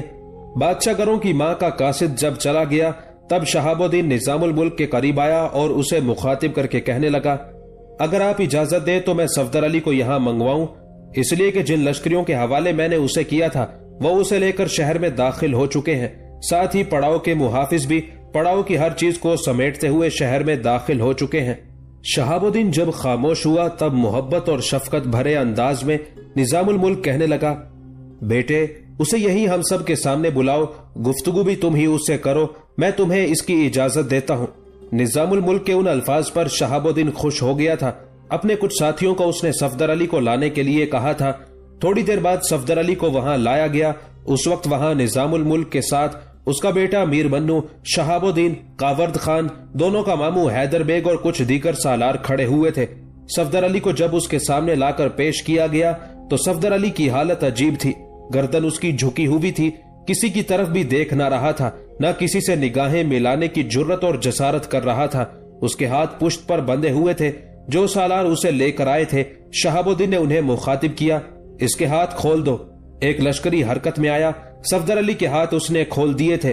پھر صفدر علی گردن جھکائے جھکائے اپنے ہاتھوں کو سہلاتا رہا، یہاں تک کہ شہاب الدین نے اسے مخاطب کیا، صفدر علی، جس وقت تم گھناؤنے فعل کیا کرتے تھے، قتل و غارت گری کے ارادے سے احکام جاری کیا کرتے تھے، کیا اس وقت بھی تم اپنی گردن کو اسی طرح جھکا کر رکھتے تھے؟ اپنی گردن اوپر کرو اور ہم سب کی طرف دیکھو، ایسا نہیں کرو گے تو بڑی کڑی سزا سے گزرو گے۔ صفدر علی سہم گیا تھا، گردن سیدھی کر کے سامنے دیکھنے لگا۔ شہاب الدین نے پھر اسے مخاطب کیا، یہ جو تمہارے سامنے کھڑے ہیں یہ مالوا کے سابق حاکم قمر الدین نظام الملک ہے۔ ان کے دائیں جانب ان کا بیٹا میر معین الدین اور اس کے ساتھ میرا ماموں حیدر بیگ کھڑا ہے۔ میرا نام شہاب الدین ہے، میرے ساتھ میرے بڑے ابا کا بیٹا کاورز خان ہے۔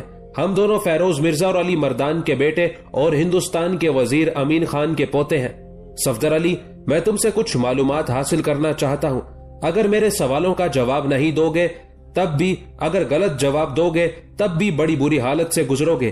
اگر میرے سوالوں کا صحیح جواب دو گے تو ٹھیک رہو گے، اگر ایسا نہیں کرو گے تو یاد رکھنا، جس طرح مرخنے اونٹ کو موٹی رسی کی نکیل ڈال کر اسے اپنا متی اور فرما بردار بنایا جاتا ہے، اسی طرح میں بھی تمہیں متی اور فرما بردار بنائے جانے والی ایسی نکیل ڈالوں گا کہ تم چیخ چلا اٹھو گے۔ تم معافی مانگو گے تو معافی نہیں ملے گی۔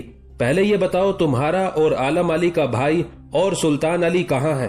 یہ میرا پہلا سوال ہے، جواب سوچ سمجھ کر دینا۔ صفدر علی نے عجیب سی مسکنت سے شہاب الدین کی طرف دیکھا، پھر کہنے لگا، میں جھوٹ نہیں بولوں گا، انہوں نے نہ میرے پاس قیام کیا ہوا ہے نہ عالم علی کے پاس بالاپور میں۔ اس میں کوئی شک نہیں کہ وہ یہاں آئے تھے، لیکن چند ماہ قیام کرنے کے بعد وہ واپس دہلی جا چکے ہیں۔ جو کچھ میں نے کہا ہے اگر یہ غلط ثابت ہو تو میں قابل گردن زنی ہوں گا۔ ہمارے بھائی مجتبی خان کے قاتل کون تھے اور یہ سارا کھیل کس کے ایما پر کھیلا گیا تھا؟ کیا اس کھیل میں وہ 3 ہندو بھی ملوث تھے جن کے نام لیے گئے تھے؟ صفدر علی نے کچھ سوچا، پھر کہنے لگا، اس قتل کے محرک حسن علی اور حسین علی تھے۔ یہ کام بھی انہوں نے منصور علی اور سلطان علی کے ذمہ لگایا تھا اور انہوں نے ان 3 ہندوؤں کو بھاری رقم دے کر مجتبی خان کا خاتمہ کرایا تھا، اس لیے کہ مجتبی خان کی ان 3 ہندوؤں سے رقابت چل رہی تھی جس کی بنا پر اس کام میں ان تینوں کو ملوث کیا گیا تھا۔ صفدر علی سے یہ جواب سن کر نظام الملک کا بیٹا میر منو تاؤ کھا گیا تھا۔ چند قدم آگے بڑھا اور پھر اس کا ہاتھ اٹھا اور الٹے ہاتھ کا اس نے ایک ایسا زوردار تماچا صفدر علی کے منہ پر دے مارا تھا کہ صفدر علی بل کھاتا ہوا زمین پر گر گیا تھا۔ میر منو نے اس موقع پر دھاڑتی ہوئی آواز میں اسے مخاطب کر کے کہا، تمہارا دم خم یہ ہے کہ ایک تماچا کھا کر ہی زمین پر گر گئے ہو، اور اس دم خم کے بلبوتے پر تم لوگ کیوں ایسے گھناؤنے افعال کے مرتکب ہوتے ہو جو انسانیت کے لیے باعث تذلیل بن جاتے ہیں؟ یہاں تک کہنے کے بعد میر منو رکا، پھر شہاب الدین کی طرف دیکھتے ہوئے کہنے لگا، شہاب الدین میرے بھائی، تم اس سے مزید کچھ پوچھنا چاہتے ہو؟ شہاب الدین نے نفی میں گردن ہلائی، پھر کہنے لگا، بھائی جو کچھ میں جاننا چاہتا تھا وہ میں جان چکا ہوں، اب میری طرف سے یہ فارغ ہے۔ اس موقع پر میر منو نے ہاتھ کے اشارے سے کچھ لوگوں کو بلایا، انہیں کچھ سمجھایا، جس کے جواب میں وہ صفدر علی کو پکڑ کر ایک طرف لے گئے تھے اور اس کی گردن مار دی گئی تھی۔ نظام الملک نے اپنے لشکر کے ساتھ چند روز تک برہان پور میں قیام کیا، وہاں کا نظم و نسق اپنے طور طریقے پر چلانا شروع کیا۔ وہاں بھی اس نے اپنی طرف سے ایک حاکم مقرر کیا۔ اس کے بعد اس نے بڑی تیزی کے ساتھ بالاپور یعنی بیرار کے علاقے کا رخ کیا تھا، جہاں بادشاہ گروں کا ایک اور رشتہ دار عالم علی ایک خاصے بڑے لشکر کے ساتھ مقیم تھا۔ برہان پور اور خاندیش کی طرح عالم علی نے بھی وہی حماقت کی۔ شہر سے باہر نکل کر اس نے نظام الملک کا مقابلہ کیا۔ نظام الملک نے اسے بھی بدترین شکست دی۔ اس جنگ کے دوران عالم علی مارا گیا، اس کے ساتھ جو اس کا لشکر تھا اس کی اکثریت کو بھی موت کے گھاٹ اتار دیا گیا۔ اس طرح نظام الملک نے خاندیش، برہان پور اور بالاپور کو فتح کر کے ان پر اپنا قبضہ مضبوط کر کے ایک طرح سے دکن میں اپنی عملداری کو استحکام بخشنا شروع کر دیا تھا۔ دوسری طرف برہان پور میں مقیم بادشاہ گروں کی ماں نے تیز رفتار قاصد دہلی میں اپنے دونوں بیٹوں حسن علی اور حسین علی کی طرف روانہ کر دیے تاکہ ان کو صورتحال سے آگاہ کر دیا جائے جو نظام الملک کی وجہ سے دکن میں پیش آئی تھی۔